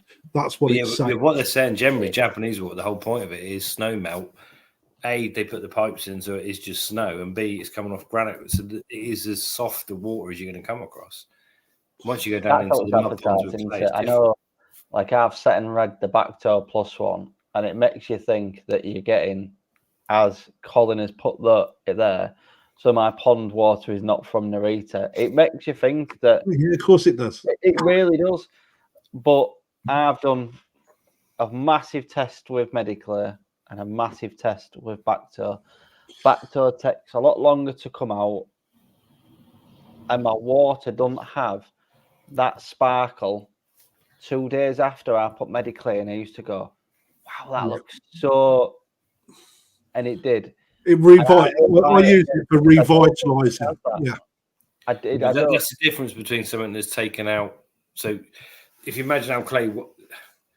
So like our clay at work is the exact opposite. So the ions in it repulse everything. It won't settle. It wants to stay in suspension. But other clays, other ground up types of rock, attract shit and clump it. So you feel so you'll make your water look sparkly and revitalized. Bacto Plus is trying to mimic some of the mud ponds in Japan, which has got high silica is the thing that in the Bacto Plus that creates the Sumi difference. Our clay has no effect on Sumi. In fact, it probably makes Sumi drop down even worse. Like it's something that color in the water and the way it reacts makes the Sumi just fade away. Bacto Plus, the way the Sumi comes up makes it both clays completely opposite reactions. The other time I use it is I'll put a double dose in if I've had to treat my pond. After I've treated my pond and left it run its course, I will then put a double dose in of Mediclaire afterwards, because of the amount of shit that the chemical puts in through the water, just to give it that extra edge. You know, it does say you can do it on the packet, though, doesn't it? I know. After I had the problem in my pond, I double dosed it after we spoke last time with Mediclaire before I run out, and that was the same as what you were saying about YouTubers. All I saw is everybody on YouTube using Bacto, so I thought I'll give this a go. But then in a couple, I think I've got one. Do it every 2 weeks. I've got enough to do one left. I'll quite openly, honestly say I preferred the results. Not saying the ones were bad, but I loved if someone was coming round to my house, barbecue, whatever. I'd know if they was coming round on a Saturday, Thursday night, I'd be putting Mediclaire in, and it'd be looking brilliant by Saturday. But what you're saying is you'll make your water look sparklier. That's right. But if someone's using, so we use Bacto Plus in the food anyway, more than in the water. So they're ingesting it rather than. Yeah, you're not using it for an aesthetic. You're using it for nothing to do with it. So but you're making the pond look nice. We're trying to make the fish look better. I've not seen a difference in the Sumi though, Rick. My water's that hard that the Sumi looks banging. But it's how often you've used it. You've got to have that constant cycle for using. It goes in every 2 weeks, and if that's not enough, then that's not enough. But it goes in. If your water's already high in silicas and stuff, then your Sumi's already banging. There's no point in you using it. Yeah, is there? So again, it comes back to the same thing. Our water is so soft at work that every bit of magnesium, calcium, every mineral we put in it has a positive effect on the fish.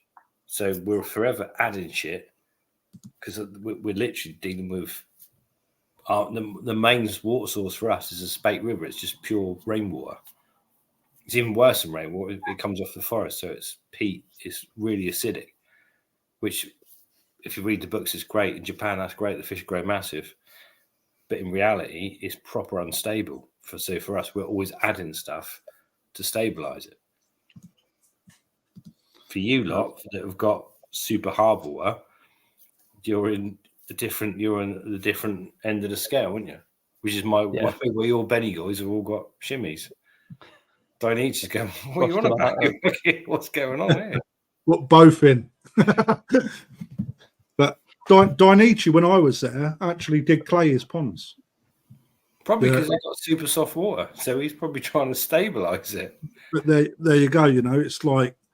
If you had a TDS meter or whatever in his pond and your pond, they're just poles apart. You You know, I was quite surprised. No, but you know, that it's used for a reason, isn't it? It's like what you're looking for and what you use it for for your own personal. You've got to use it to have an opinion based on what you're using it. You've got to do your own trials. I think personally, I swear by Mediclay because in my pond it works wonders. You know, but then I've never used Bacto Plus, so I just go based on what other people tell me. There's another one that people really rant about because I put a post on that on your Facebook group, and the two biggest ones that come back was another one. I think the biggest poll on the things is something mud booster. Is it JPD? Is it mud something? You've got fuck as well. Not that one. Miracle, whatever. There's a few out there. You know, it's. But they've all got their place, didn't they? If you live in Wales and your water's coming off the granite hills and it is as soft, there is nothing in it, then you're going to be putting sodium, bicarb, clays, anything you can put in it to stabilise it. And yet, if you live in London, your water's going to be so hard that you boil the kettle and it's full of limescale. Fucking mate, it's like out here where I live. Yeah, it's that hard, mate. It offers you out the tap. You go like that. You go, come on. It's like, fuck me, what's that? Yeah, water's hard as fuck. We got a coffee machine, and it asked you to do a hardness test, and you set it in the machine, and this strip changes colour. You're supposed to leave it in it for 30 seconds. After putting it in it, it went to the maximum colour after 2 seconds. I was like, right, on the machine, no need to mess about. But that's the thing, isn't it? Is that everyone's water is different. So, yeah, what you add to your pond and what you're trying to achieve with it as well. What fish you're trying to grow, and I think that's the problem. You can't grow. Realistically, if you wanted to grow koi of all varieties, of all ages, in one pond, you can't do it properly. Done. That's it. There is no. You can't grow young tozai with yonzai. Diets are different. Temperature needs are different. Oxygen levels are different for what you need. If you want to grow Harawakis and Shirat series, you can't get the best out of both worlds. You can't do it. So at the end of the day, you've got to work with what you got, work with what you like. Go from there, basically, didn't you? they are, and if you can afford one, going back to that, is it necessary? I couldn't afford a drum. But rather than making the barrel one, I priced up how much it was to do all of that and managed to haggle someone on Facebook Marketplace to get my Nexus for the same price of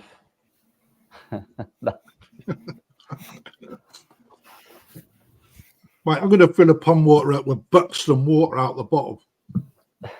No, you're not. That's supposed to be full of minerals. You don't want it full of minerals. Do you know what tastes weird? That smart water. I don't even think it's real water, is it? Don't know. I've never tasted it, mate. If it's that smart, probably not. It's made by Coca-Cola. But oh, great! It's probably full of all sorts of shit, isn't it? Is all glazed or Monmorillite? Right, so Monmorillite, I think it is. That's not the correct word. No. You get bentonite clays, which are different. You get all basic clays, just ground rock. So they've all got different levels of quartz, magnesium. It's different wherever they are, where they come from. We just use the term clay because it's squidgy and yeah. So you go back to pottery. Pottery, every type of pottery is made from different types of clay in it. That's the whole point. The finest pottery is made with certain clays, and that shit mug you made at school and put in the kiln, whatever, that's just made of a different type of clay. So I think everything's got a benefit one way or another if you need it. There's only certain things that are worth putting in your water, and clay is one of them, in my opinion. what about pond detox? Do you think that's worth putting in your water? Pond what? Pond Detox. detox. It all depends. Again, it depends what you're dealing with. Detox is good if you're dealing with high levels of bacterial issues, or your water quality is crap. Everything's got a place, but it should only be. I don't think that you should be using a detox unless you've got a reason to use detox. Personally, I'm on about whether your source water is crap. But again, that comes down to using it for a reason. Yeah. Looking at what Lincolnshire Health put on the tin, then yes, it would be worth it. Based on what they put on the tin. The bit for me is the thing is, if it removes all heavy metals and all the rest of it, surely UNESCO and all these people doing drinking water go, "Oh, just pour some of that in, and it'd be great, wouldn't it? Safe for drinking." But I think you have to do a test on it and see whether it actually delivers against what it states it will. But whether you've got the ability to do that test is few and far between quite often, or you're relying on a test or sample that you got to send away in order to get the results back. Number one before and number two after. So it's whether you trust what's on the side of that tin, that it delivers what it says it does. And again, you can only do that if either by eye or by actually doing physical tests. But do you trust your water company to make sure the water's turning out the same every day? No. Well, you do, but it's you shouldn't. You accept it for what it is because you've got no control over what they give you. Exactly. So what you're testing, so what you're dealing with every day can be technically different. It's one of them, isn't it? But they're only making sure they're delivering drinking water at a certain. This is what me and Joe had a conflab about. It's going on about how bad his water was, but it didn't take long on the internet to find out that the water companies were putting in CO2 in it. CO2, I think, or whatever, to reduce the pH, make it acceptable levels and whatever, and it keeps the pipes clean. But the minute it comes out, it degasses and your pH it all goes to shit. pH rises, yeah. Joe's the same water source as me. Is he? He lives Leeds way, and I did a few tests on it after hearing him speak with Rick on Vince's live about it, and it was mentioned. I've had cups of water in my filter house, and I've tested them one after another, like hours after each other, and the results have been so different. Yeah, I didn't know. It was only when he told me about it, and I just quickly jumped on and did a bit of research. It's like, shit, yeah. So they literally pump in CO2 because it makes it safer for drinking, makes it better for the pipe work, but it doesn't make it any better for your koi, does it? But they don't give a shit about that, and they're not obliged to do that, are they? So this is due diligence, isn't it? I've read some local comments where people have emailed that water board as well, and that's your statement that you just said there was near enough what got sent back. I work for drinking. I'm not tell you. Yeah, I'm their PR for the water board. We make water for drinking, and that's kind of what got sent back. Exactly, but that's exactly what they do there, and that is it. And they also pump out shit to sea without telling you. But then it's how far you go. How often do you test your water, mate? My own personal pond, fucking never, unless there's an issue that I see. That's the same old thing, though. You know your fish, so you would only ever check it if your fish say crafty. There's something wrong. So, put his hands out. Crafty. It's massive male fin like that. Motherfucker. If my fish look on, I test. If they don't, I don't test. Because if I test, it's either on a video call with somebody else, or it's get a neighbour or the wife round to say, what colour's this? So it's a massive. So did Joe get down to working out how to combat his problem. Yeah. How Take did it he do out, it? store it, and then bang some vinegar in it, and then sodium it. Fucking hell, man. He didn't like that very much, I think. Well, it is what it is, isn't it? Yeah, but if that's what you got then got to work with it, ain't you? Yeah. Turn it to your advantage. Yeah. Wow. So, right, guys, what time is it? 20 past 10. I've had a look through. I can't see any. If I have missed questions, I do apologise. I've done my best to highlight them as they've been going through, but the comments go quite mental, to be perfectly honest. I think we covered off pretty much all of them from what I can see. So I'm going to wrap it up because I haven't had no dinner straight in from work on here to make sure you guys have all got something to watch. The missus has been a lazy bastard and made me any dinner tonight. She had a takeaway. Mate, I'm devastated. Mate, my belly thinks my throat's been fucking cut, mate. I tell you. Is that bad? Honest to God. You know, I'm wasting away. How many bacon butties you had today, though? 4. 4. Oh, you're probably all right then. You're probably not going to waste away just yet. I got him, mate. I had to have a fucking fill before I got home. You know what I mean? But it is what it is. Are they doubles as well? Well, put it this way: they don't put one slice of bacon in my sandwich. You don't get a figure like this through dodging bacon, mate. You know what I mean? High cholesterol, high blood pressure, blah, blah, blah. You know, it all comes through. I take tablets for it, so that means I can eat more bacon. Mate, I've sat next to Crafty in that calf and looked at his portions and looked at mine and thought there's something seriously wrong here. Mate, I have to keep that place running. Here's one for Jeff. Well, get your name down for Japan. Jeff's got his name in. Jeff's got his name in. Rick, you're the only one. No way, mate.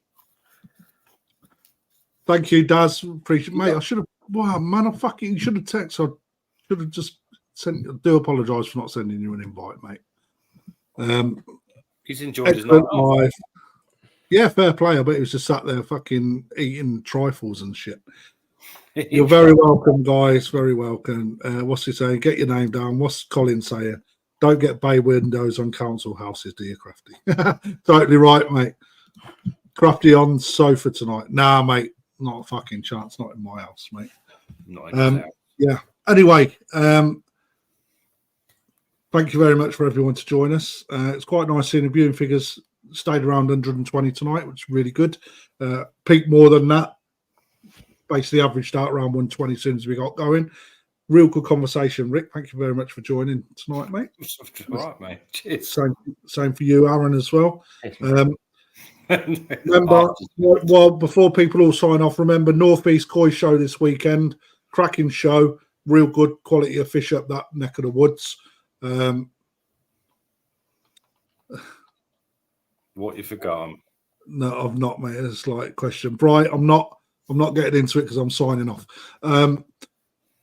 Yeah, Koi Show this weekend. If you can go there, go and support them guys up there. Banging.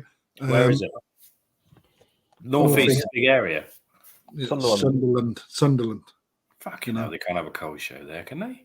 Too cold. It's right on the cliff as well as Google Maps. Yeah, it is, but it's indoors. It's an indoor venue. It's in a sport hall. How was it? So they've got fucking beach floors and stuff. You know, it'd take you back when you was like 6 and you walked into the sport hall and it had that horrible plasticine smell where they used to wax the floor. Was that? Am I showing my age? But yeah, and there's not going to be an auction from me next week because I'm having some fucking time off. Oh, where you going? Somewhere nice. No, I'm staying at home. My boy's back from the military tomorrow, so I'm going to spend a couple of days with him and lay my patio in the back garden, I think. So I ain't really having a break. I'm just doing shit at home. So shouldn't you render before laying patio? So you don't get it on your patio? No, I'll just leave the rendering to me brother if he ever turns up to do it. No? It's got that natural effect now anyway. Shit growing all over it. Green shit, mate. I don't know what that is. But no, not rendering. Fuck off. Anyway, been great. you all. Have a good one, guys, and don't forget, you're all fucking cricket bats. Are we? Oh, look at Aaron on his wine. Very posh.